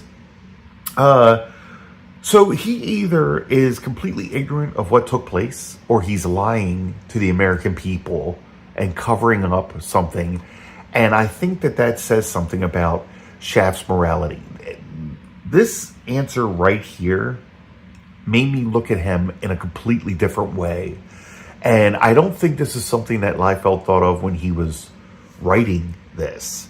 That, when you have this leader, and this is the guy, this is supposed to be the moral leader of Youngblood. This is the guy who's supposed to keep everybody, in line, in check, and all of that. And then he comes out here and he lies about it, right? He does, I guess this is a quite literal government cover-up of something. And I don't know, that just seems weird to me. But, we got a lot of stuff here. There's tons of questions here that he's getting hit with. When will you be announcing a new Youngblood roster, right? I mean, this is issue number 3 of Youngblood. And by issue number 6, we already had like a brand new Youngblood. Like, we're not even on the old Youngblood anymore. He got tired of those characters and brought new ones in. But we're already getting questions about that. If the president is defeated in November, will your job be in jeopardy? With the celebrity of Youngblood, were people against Youngblood? I don't know. I guess there were. They talk about Savage Dragon, and they thought Savage Dragon was a member of Youngblood. He's not. Lots of very tiny artwork here. Look at all the people that we've got here, right? In these crowds and everything. And that's what I think is standing out to me the most. We have not seen smaller pictures like this by Liefeld. Or after this, I don't think we're ever going to see it again. Everything is a major double-page splash, flipped on its side or whatever, right? We're not getting this. This book actually had like a lot of content in it, even though nothing is really happening. There was lots of dialogue. There was lots of, I really like a lot of this stuff in here. And now I can't believe I hadn't read this book in forever. that I'm looking through it and I'm like, okay, this wasn't like the worst that he had done, even though, again, nothing really happens. We are going to cut to this guy is like, hey, there's trouble with the maximum security vault thing that you guys were just at 30 seconds ago, I'm assuming. Like, they're just outside the door, right? They stepped outside and did a press conference, right? That's all that happened. This person was the person that was in the hat and trench coat. Okay. Maybe these things fold back. You know what I mean? Or maybe the hat is like the TARDIS and it's bigger on the inside and it can contain these big antenna or whatever that are on his face. But basically this person is here, I guess, killing all the guards in order to release the four, which are the people that were captured in Youngblood number 1. Because Youngblood number 2, I think everything we saw for Youngblood number 2 was just with Prophet and everything, right? With the away team. And with the Berserkers and everything. I don't really recall them fighting anybody elsewhere, but okay. Well, anyway, we have Youngblood shatter through this window. Again, they were outside, right? I mean, they walked past the four, walked out the front door, did a press conference, and then it says, this is the Pentagon Maximum Security Vault minutes later, which I guess is what they were standing out front of. And then they come bursting in. And of course, Chapel was nowhere around, but we can't also go by that because we never see half of the characters that are supposed to be involved with whatever's going on, right? Like, if you look at the later issues of, look at issue number 4 of Youngblood, right? We're getting like 3 or 4 characters that we see, but also those other characters are supposed to be there, right? The away team or whatever was supposed to be there because they are wherever Prophet is fighting these disciples and everything, right? And then when you look at issue 4.5, the one where it's just like 14 pages that they had to finish up in a different book, because he didn't complete his miniseries in the main book. You know, there were a lot of people that popped up there, but then there still were a lot of people that we never saw, and then they just popped up and it was like, oh, you were here the whole time? So it's just like, I don't know if it's like a laziness thing where he didn't want to draw all those people. It's just weird to me that characters will just pop in and out for no reason. We had both of them outside. He was not there on his motorcycle, right? And then he comes riding through the window with them. But the one that gets me the best is it says, look alive team, they could be anywhere. But he's already shooting arrows at somebody. If they could be, are they not in his line of vision, but he's just shooting arrows? That just seems weird. Bedrock here is like, I'll tag the chick with the faceplate. That's the only person I think that was there. It was just the chick with the faceplate, right? That's it. But I guess they do see those people, so then that statement just seems weird, but whatever, right? He's firing arrows, but he's not shooting guns. He's just holding them up and not steering the motorcycle. Like, I don't know. But anyway, Shaft does some more flips and shoots some more arrows at the one that Bedrock just says that he'll tag. And this girl catches the arrows with no problem. Because, again, they are just arrows, and that is not a superpower, right? But I think this is my favorite dialogue exchange here, where this girl's like, you'll have to do better than that if you intend to harm me, Archer. And then Shaft is like, no problem. It usually takes me a few shots before I warm up, but once I get rolling, I never miss. You never miss after you miss, is what you're saying. It's like, oh, I'm going to miss until I don't miss. I don't know. That just cracks me up. That was like the worst bit of dialogue there. It's just like, we've witnessed you miss several times. You just missed again. And then you're like, I never miss, you know? I don't know. That just kind of cracked me up a bit. And then they get attacked by ninjas, right? All right, that's fine. You know, I'm one of those guys who are like, ninjas make everything better, so that's cool. A lot of this I actually like, right? This leg is extremely long, like his knee should be like over here, but that's fine, you know, whatever. A lot of this stuff works, right? We get a lot of this. This Shaft is killing now. I'm not the guy who's opposed to superheroes killing, right? Like, I'm assuming they're defending themselves and everything. It's weird to me that Shaft will be the guy to do it because, again, like as the leader of this group, I feel like he should have a different standard, right? He shouldn't be like, I guess, this murderous or enjoy it that much. Like, that's left for Chapel, I would have thought. I really like this picture of Badrock here, tearing these ninjas up, right? Like, all of this is pretty cool. And this is when I liked Badrock before. Like, it seemed like every issue he just kept getting bigger and bigger and bigger. And I don't know, it was getting a bit ridiculous. These first couple issues with Badrock are how I like Badrock before he started to change, before Liefeld started adapting other artistic techniques and things and just changing it all. This is cool. That's an energetic hit.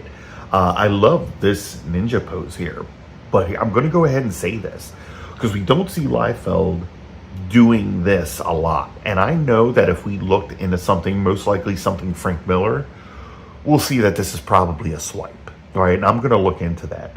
But I do like these pictures of Bedrock here, right?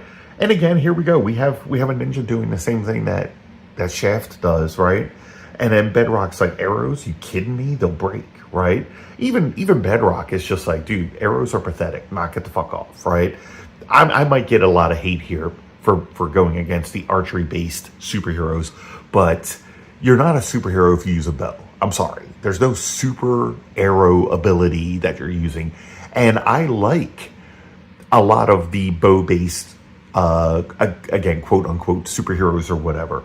But I don't know. I just, like, I would never personally make one up. And I know that Shaft is actually supposed to be speedy because all of this was actually supposed to be Teen Titans, and then converted over to Image, right? So yeah, Bedrock is still knocking people out. Then we have Chapel here, right? We're seeing a blam, blam, blam, but we're not really seeing a blam, blam, blam, you know? But apparently he's just shooting ninjas all over the place, right? And I feel like that should just be his catchphrase because that's the best line in the whole book. Damn stupid ninjas. That's it. That's nothing more needs to be said. Just damn stupid ninjas. Love it. Okay. Also, this stood out to me when reading this book. When I'm reading Image Comics, right? I know this is issue number 3, but issue number 3 took like a year from the first one, right? And we've had a couple of ads in here. This is Malibu. I get it. Malibu was kind of publishing these Image Comics at the time, right? That's where they're publishing through. This is Eternity Comics. So here we're still getting paid ads in these comics, which I was like, it's weird to me that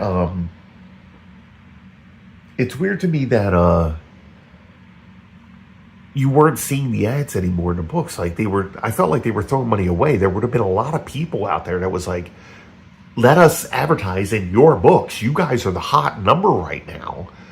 This is where the most people are going to see us. Let us advertise in your books. But they saved all that advertising for their own books. And they, a thing that I did appreciate was they put most of the advertising in the back, right? So that you read the whole story without being interrupted. And then you saw those ads afterwards. But here, we're getting like the traditional thing here. And then like, I don't think we ever see that again. I think with Youngblood number 4, you don't see any of this, right? So that's wild. But here we have Chapel killing some more damn stupid ninjas, right? And then he's like, that's the end of that. And then there's the 4 that was saved by this other person. And Chapel doesn't waste any time. I don't know why Shaft was like, Chapel, on my mark, fire.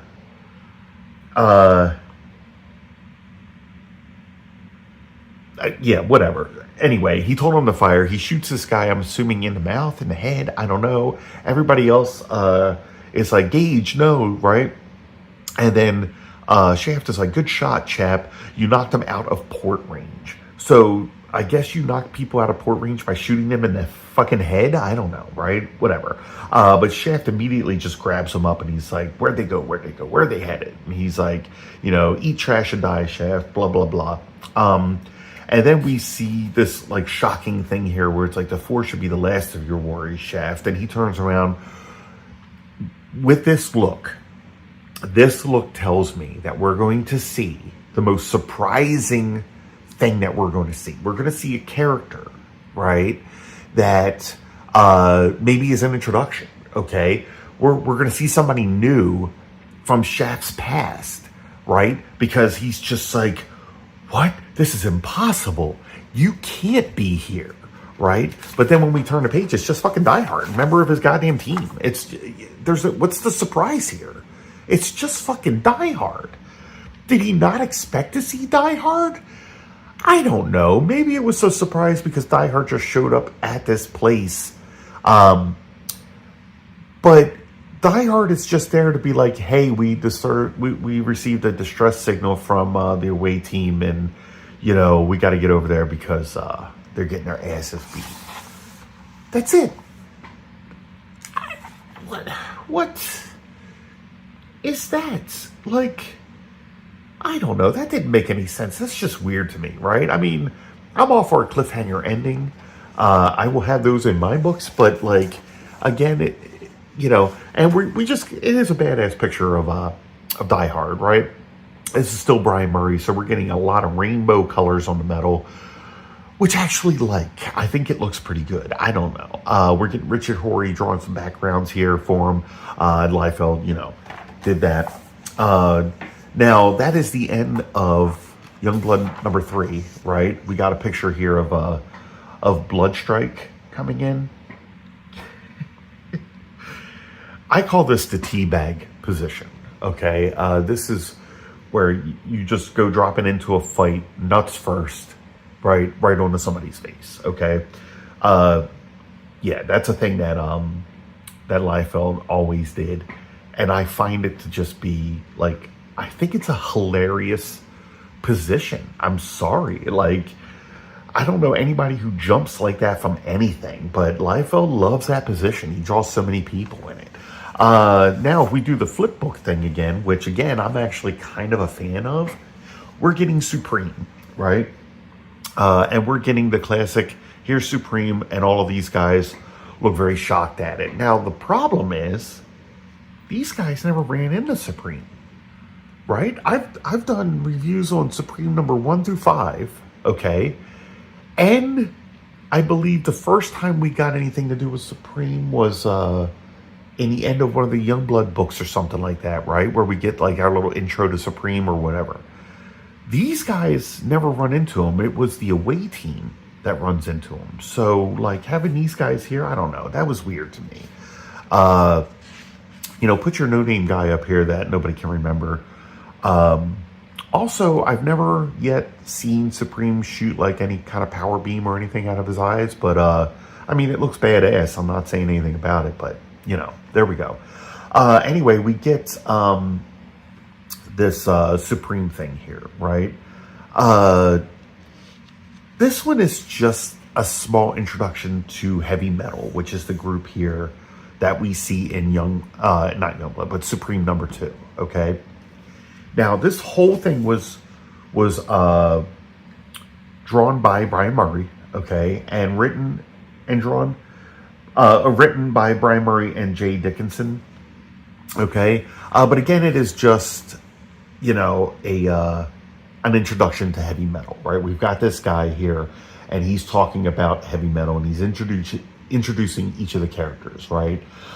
So we have Decibel and Skyraker and Riot and Menagerie, right?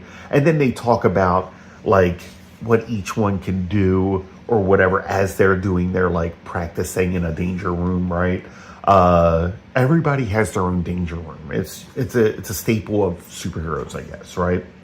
But he's also talking about how none of them are up to leading the group, and he feels like they would need somebody else who's able to do it, somebody stronger who could put these people in line, because again, I guess they're all wild cards and they hate authority, which seems to be the thing with all of Liefeld's superheroes, is a thing with that. And he's like, maybe we need somebody who like, is it from Earth or isn't human? I'm not sure what the logic is behind that, but he was like, perhaps this guy Supreme might be the best person to lead our group of heavy metal, right? So here's the thing. I actually enjoyed the Supreme comics. I was kind of regretful that I stopped collecting them way back when, because anything that was Liefeld when in the 90s when it was coming out, right? The only one I continued to collect was what was supposed to be the main Youngblood book, drawn and written by Liefeld, okay? Little did I know, again, that that was not the main book, because it seemed that all the other books were the main books. But like with Brigade, I think I got to Brigade number 2, and then I stopped. Bloodstrike, I probably picked up Bloodstrike number 1, and then never got another one. Supreme, I got Supreme 1 and 2, and after number 2, I didn't get another one. And then for the rest of those titles, like New Manor, Dooms 4, or whatever else Liefeld brought out, I didn't pick up any of them, because at this point I was completely soured. Am I going to pick up this book to find out that you've put some crappy artist on it, some crappy writer, that nothing's going to happen, that it's going to be 6 months between titles, that the story is never going to end, it's never going to begin, we're not going to have any character development, the teams change every issue, I don't know what I'm looking at? That's the impression I got from everything that came out of Extreme Studios, okay? And I just didn't feel like that was a good impression to have. So I did not continue on with it. But after doing the Supreme reviews here and doing up to issue number 5 or 6 or something like that, I was like, wow, I actually really enjoyed it. Then I know later on Alan Moore took over the title and turned it into something else, which would have been cool. But it also seems weird to me, because it seems like Alan Moore is not the guy that should have been doing anything for the Extreme books. Like that seems weird to me, because, you know, you don't want like a lot of good story and substance in an Image book. You want a good artwork and then some action and some blood and gore and stuff like that. But, you know, it's what it is. I heard good things about that, but I never read any of it. So guys, this was it. This was Youngblood number 3. I hope you enjoyed the video. If you like this video, please hit like. It's going to help me out getting my name out there, especially considering that I'm doing my own book again, which is Ghost Girl. So look for it soon on Kickstarter. And if you want to see more videos like this, hit subscribe. And thanks for watching. See you guys. Hello, everyone. This is Bob again. And as you can see here, we're going to be talking about Youngblood number 4. I'm only going to do Youngblood number 4 here. I have some other Youngblood books. I think I told you guys in other videos that what I feel is peak Liefeld was Youngblood number 2, which I think had my favorite artwork from him, along with, you know, a story that I actually kind of liked. But then with like Youngblood number 3, he brings in Danny Miki as a inker. And I liked it at first. I liked it at first, but then somehow it changed. So this is where we're getting that transition of Liefeld art from what he did in Youngblood number 2. And I wish I had that copy here so I could show a comparison of when Liefeld was like inking himself and drawing in his older style. We know that, like, Danny Miki, I think, does things on here. Like, this is not a Liefeld leg to me, right? This was not how Liefeld had drawn legs before, and this is something that happened once Danny Miki had taken over as inker, okay? And I know that he was doing that because, you know, to an extent, I don't know if it made his artwork look better. It did make it look, I guess, a little cleaner, a little crisper. But we're just going to go in and we're just going to like kind of talk about the artwork, because let's face it, there's no story. This is issue number 4, where it was supposed to end the 4-issue miniseries of Youngblood before going on to, you know, the monthly title. And it even says here that it's in Final Battle. But then the Final Battle actually takes place in another comic that's not Youngblood, but Team Youngblood. And, I don't know. I feel like you should have planned that a little better, or maybe you should have added more pages to this to just end it on that note. I get, you're trying to sell comics, so, you do certain things in order to get people to read the other books by doing crossovers and such. But I feel like you should have had your Youngblood story finish at Youngblood. Okay, but here we go. We have Youngblood flying here now. This is not a bad looking ship in my opinion. Okay, it's pretty simple. I'm a person who hates drawing this type of shit. So I can relate to Liefeld that I wouldn't want to do it. And usually we get some like just amorphous blob of metal, like it's a liquid metal bubble or something like that with maybe a wing on the end. So I feel that Danny Mickey may have had a little bit to do here, because we're also getting buildings here, right? Like that's not a trope of Liefeld. Like we're getting some kind of background here in a Youngblood book, so that's a bit of a surprise. Getting the same thing here. Like a background here in this in this ship. But we have oh god, I cannot remember his name. I know that's Vogue. I always liked the way that Vogue looked, but in the amount of books that I've read from Youngblood, I saw Vogue like 2 or 3 times. Like it was like seeing Deadpool in the early Liefeld, X-Force and everything. We got like 2-3 pages of Deadpool, but we never got anything about him. And he kind of looked cool, but like you never saw him, you never knew what he was. He didn't do anything. We get the same thing here. Like, of course we have Bad Rock again. But man, I can't remember his name because I thought this guy was insanely cool. But I also thought he was like incredibly original. But then I found out that he wasn't. That he was like, there's a Marvel, race of beings or whatever that have these like flaming heads. And I can't remember. I saw it like actually not too long ago. It was when I found this out, and I'm just like, oh, of course, I should have known. I know that all of these people are like a derivative of something in some way, because like he's supposed to be Speedy from Teen Titans, things like that. I know this was supposed to be Harley Quinn, and if that's the case, I'm just not seeing it. But I guess he maybe had to change the personality or whatever, because it's not Harley Quinn anymore. It's Vogue, a part of Youngblood.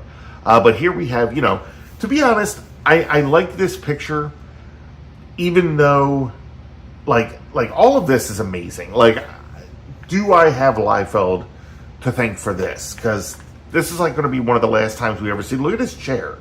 Who came in and drew this? We've learned looking through Liefeld stuff and from hearing him talk. He said it before that, he had his group of assistants who would come in and do things that he didn't want to do in the book, that he's paying them. And they're like, oh, hell yeah, let's do this because we want to break into comics. So we're going to do that. Right? So who was the one responsible for this? Because I actually feel it's awesome. So this kind of makes an awesome picture here, except for Bad Rock here. I think he lost control of this arm. Okay? He's like, this arm just seems like it's just way too big for the way that he's sitting. And then, he's sitting so close to Shaft here. Is his arm like straight up Shaft's ass right here? Is that what's going on? Is that why Shaft is like gritting his teeth the way that he is because he's got this big rock fist up there? Maybe that's what the deal is. I don't know. I don't know what the hell that is. That's a gun. Okay, I'll give it to you. Look, I hate drawing that shit, so I get it. I think I would have tried to do something more than just a couple of tubes, though, but, it is what it is, right?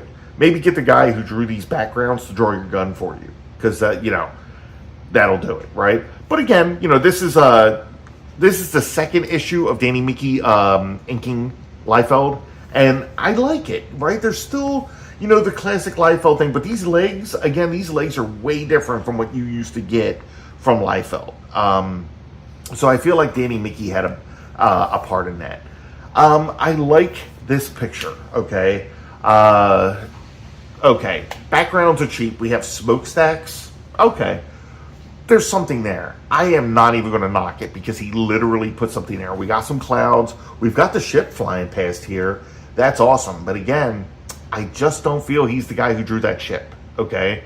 I also would like to point out that in an interview that he had with the cartoonist kayfabe guys a couple years ago, he had stated that in any book that he did, even up until this day, that he inks all of the faces because the face is the most important part of the book. According to him, that's the most important thing. That's the thing that apparently draws our eyes. So that's why he tends to not care so much about anything else. It's the face. But he swears up and down that he inks the faces, right? I showed you before, and I think it was X-Force number 5, that was not true, okay? Because we have Brian Murray draw most of that book. I showed you the similarities between Cable and Supreme there. It was like the same guy was drawing it, which is obviously it was Brian Murray, right? So that was not Liefeld going in and drawing that face and inking that face.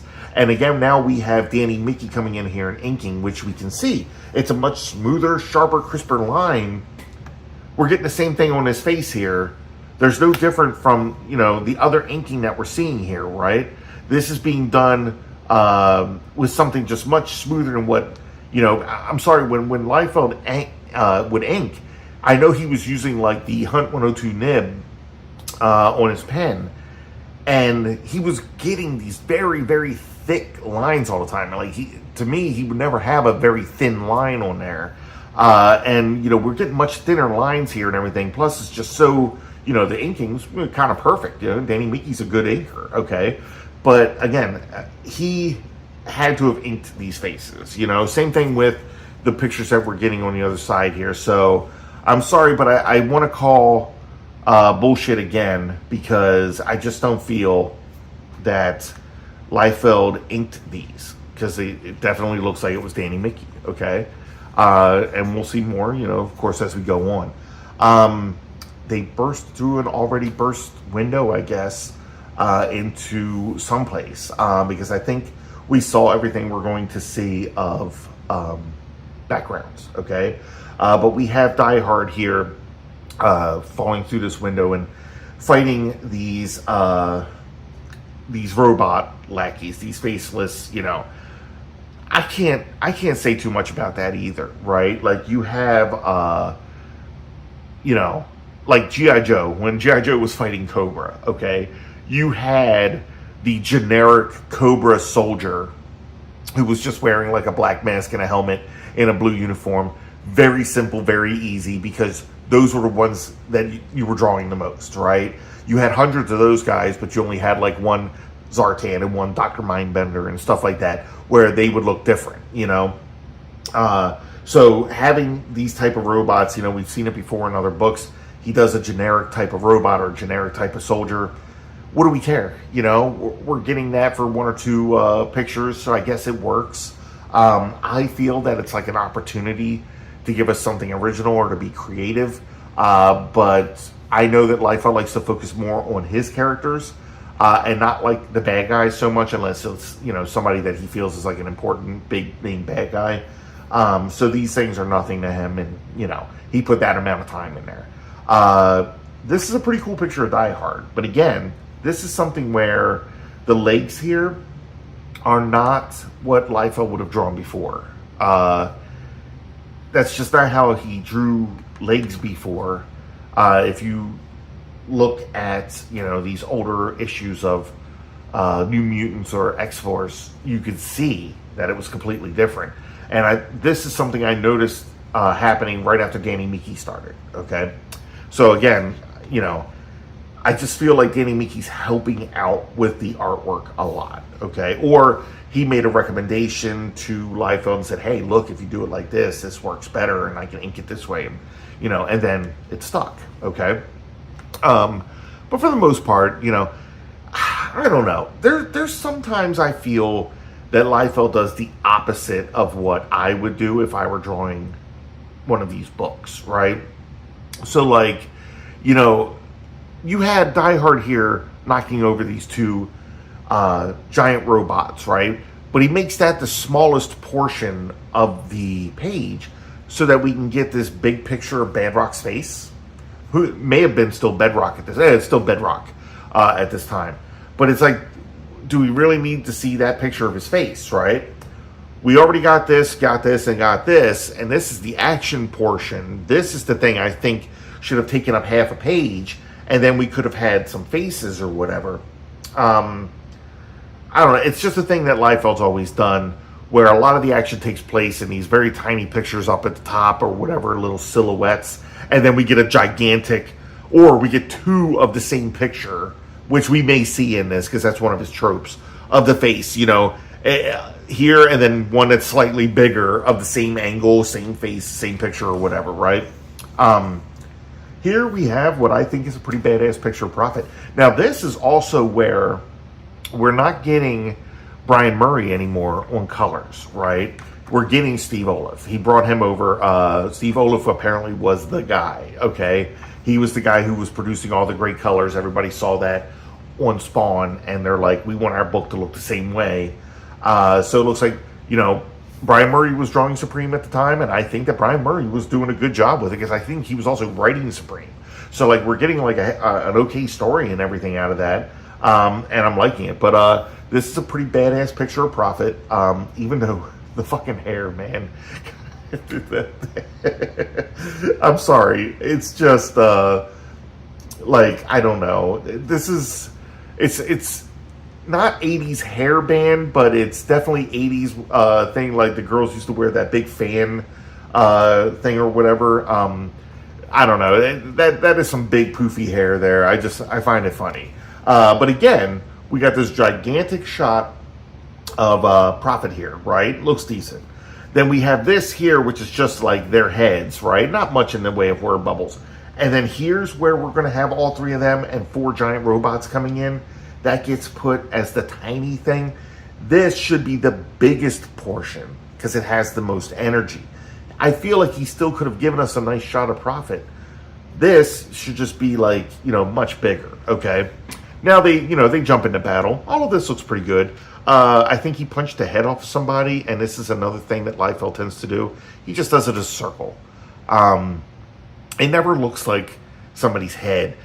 We can see these robots have these like oval, or that's like a weird kind of this sharper, more cube-like thing or whatever. But here, he punches one off and it's just perfectly round. You know, it doesn't match up with this head or this head here, but it's what it is. He tends to do it, and I know that when I'm drawing, you know, you're doing things. Sometimes you don't think about it, right? That's why, like, I would do a warm-up whenever I'm drawing because I need to remind myself of all the things that I need to do. You know, how to place eyes on there and how to make a face symmetrical and things like that, right? But then here is where we start getting into copyright territory or whatever. But I would like to point out that the entire time we have Die Hard here throughout this entire book, right? We have seen the back of Die Hard. We see Die Hard here where his hands are not doing what hands do when they're folded behind you. Nothing there. We got a nice clean shot of his taut buttocks right here.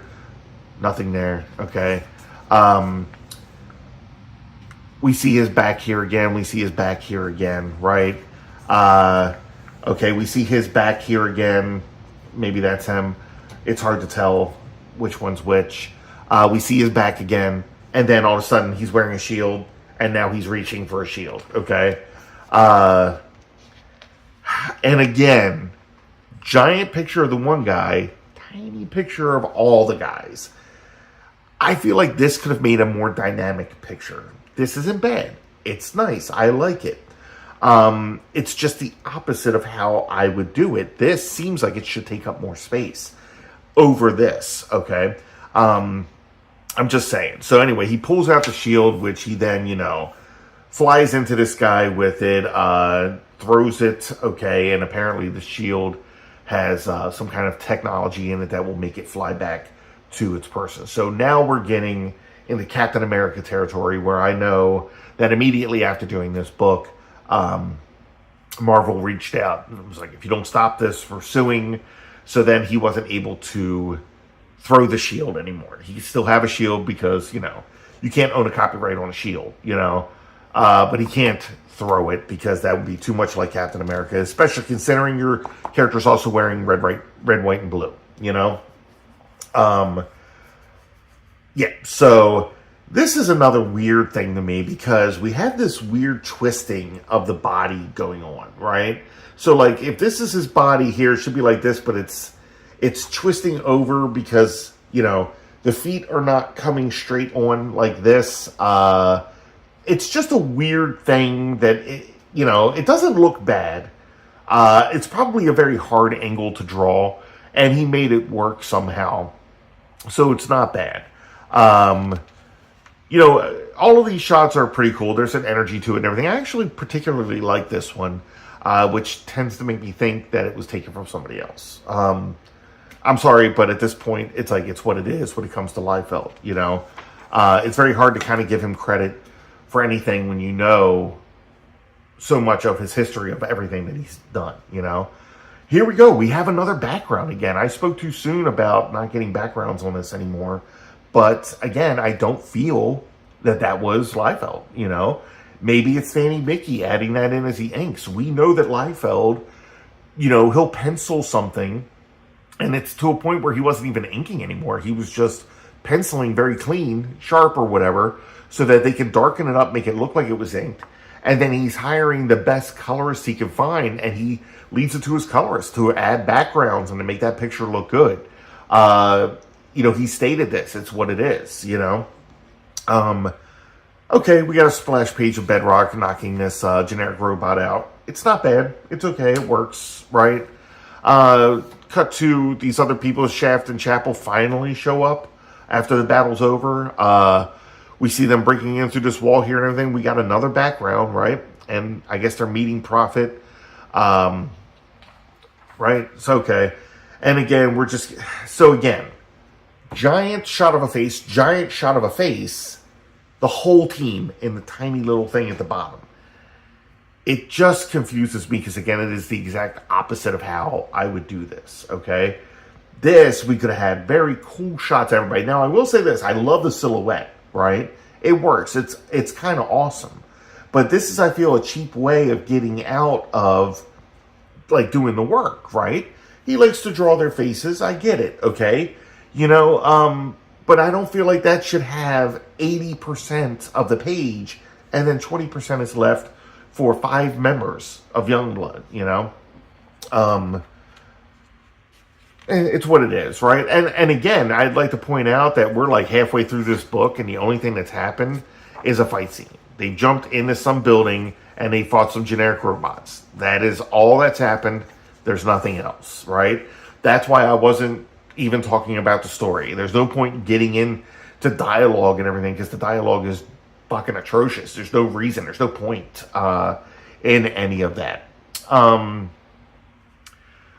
This angle is very weird because, I know he's trying something different here, so I'm not going to try to knock it too much. But his arm, why is his arm so far?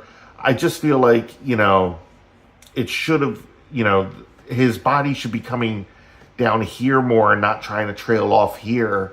So it just makes it very weird. Plus, the angle of the face. But again, it's not too bad. But it's just the body that got wonky because he kind of lost the perspective of it and where it's supposed to be going. Like the center line here should probably be following more along this line so that everything lines up better. But it's not, it's not bad. Okay, I guess Vogue came in at some point. We don't get to see that, but she found Sentinel, which is Youngblood Iron Man. And apparently he's had the shit kicked out of him, brings him in. And I think he literally just tells Shaft that he had the shit kicked out of him. Okay. They find a boom tube or whatever Liefeld's calling it. Okay. But of course it's just Die Hard and Bedrock, right? This is not a bad picture of Bedrock running. I like it. It looks pretty good. When he does it from the side, I'm not really big on it, but that's not bad looking, right? But why are we getting just an entire page of them going, like, they're not getting any closer. They're not getting any closer until they finally, I guess, jumped in to this hole, and we see this guy in his cloak here, right? But we don't see the big baddie, right? But I'm going to say this also. I don't know why Liefeld has this thing now, or, you know, it was a thing that he did. It's not bad. I'm not knocking him on it. You try some different things or whatever. We got the squinty eye and the big wide eye. He was doing it with combat, and it was almost every picture of combat that we're seeing that on, right? I don't know if that was meant to be that way here. Maybe it was just an inking thing or something. Who knows? But, you know, we know that's the big bad guy here, and I guess they're exchanging words. But can I just say, they came through a boom tube or a portal, whatever the hell you want to call it, right? They went to Apocalypse, because I know it's called something else here, but this is what this is supposed to be, and we all know it, okay? He's taking... all of this was supposed to be DC characters and everything, so we could see, you know, the connections here, okay? But they go through here, and we should have had, like, a massive... Instead of getting all of these, right? Instead of having panel of people talking here, this could have been summed up in half a page. This could have been summed up in half a page, right? And then we would have had a splash page of this guy looking badass or whatever. We're not getting that. We're getting him in shadow, then we're getting to see him here, right? That's weird to me, right? But Die Hard's like, all right, fuck you, I'm coming in. Boom. Oh, never mind. You swatted me out pretty quickly. And then this guy's like, you don't stand a chance, 16-year-old kid or whatever, right? And everybody else is like, you know, we know our team went in there, but we're not. We're just going to stay out here and hope they're okay. Excuse me. And then, who the fuck is Gray appears? So, like, okay, in Youngblood number 2, we had the Berserkers show up, right? And the Berserkers were there looking for Kirby or whatever, and they found Kirby, and I think they left, right? So, like, you never saw them in Youngblood 3. And now we're sitting here in Youngblood issue. I don't even know who the fuck this is. Somebody tell me who this is. Because we have Chapel, Shaft, Prophet, Iron Man, and I have no fucking clue who this guy is. Never seen him before in a Youngblood comic. All right. So, all right. I don't know. That's blowing my mind. Maybe that's a bad guy sneaking up on him. I don't know. But now suddenly we have Gray here, and it's like, oh, I forgot that I should also have the Berserkers here, I guess.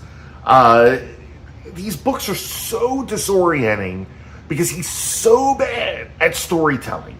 It's the worst aspect of him. Maybe he could draw a decent picture. Okay, that's not bad. I like it, right? It's okay looking. But seriously, we get this, like, just a bunch of crosshatch shits, blobs, or whatever. And you didn't want to draw the rest of the characters throughout the entire book. You just wanted to draw Die Hard and Bedrock. Okay, all right. And now we get a 2-page spread of wasted space. Just wasted space. Here's Darkseid. He's taken over Bedrock with the anti-life equation. Bedrock's on his side now, so Bedrock's going to be defeating Youngblood. And now it's, oh, never mind. It's to be concluded in Brigade. It wasn't even Team Youngblood. It was fucking Brigade. It wasn't even a Youngblood book. So, I don't know. That's hilarious because we still got like half a book here. There's still more pages here. So, what the hell, right? You could have completed this. The book was already like fucking 6 months late. Just keep going, all right? Until you have it done. A side profile of a face is not Liefeld's thing. He's never figured it out and never, you know, that's it. He likes drawing the faces on the front, gritting their teeth or whatever. From the side, we're getting the same thing. Everything just never lines up correctly or is right. it just looks awkward as hell always. But that's the end of whatever story. They literally jumped into a building, fought some generic robots, went through a portal, came back, and that's it.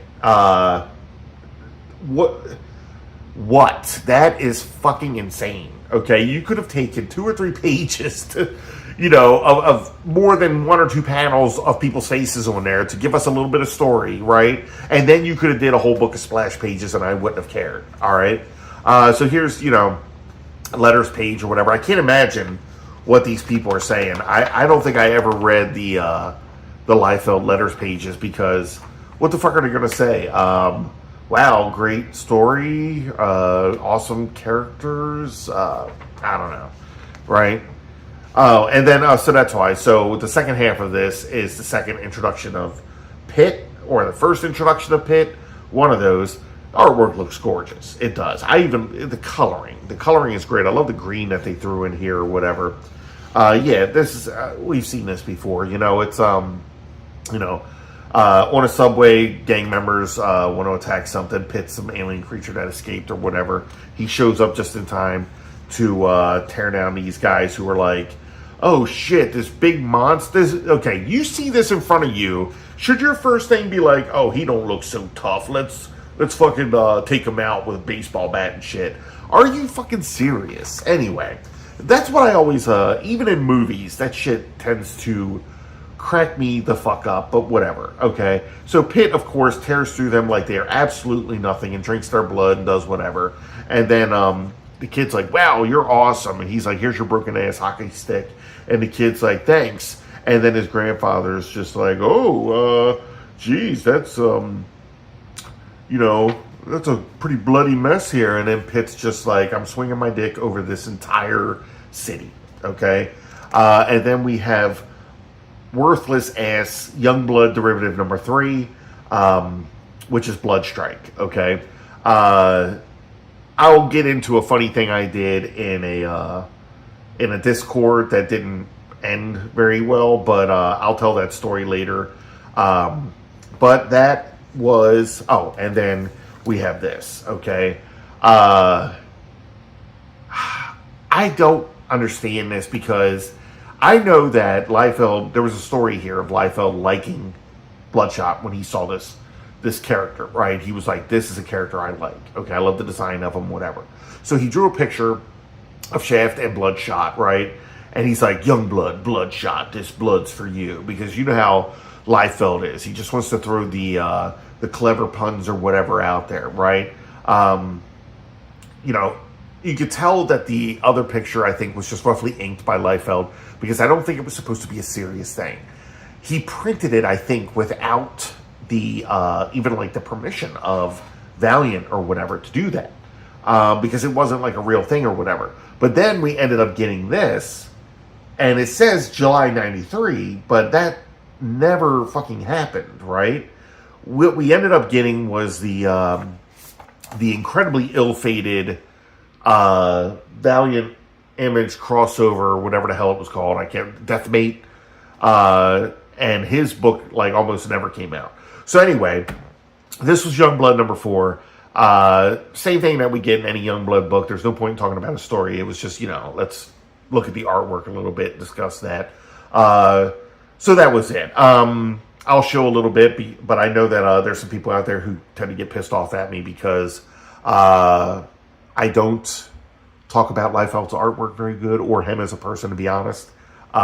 It's what it is. Not everybody's perfect, but, he tends to, I don't know. Anyway, we're not going to get into that. But anyway, if you like this video, go ahead and hit like. If you want to see more of these type of videos, hit subscribe. That's it. Thanks for watching.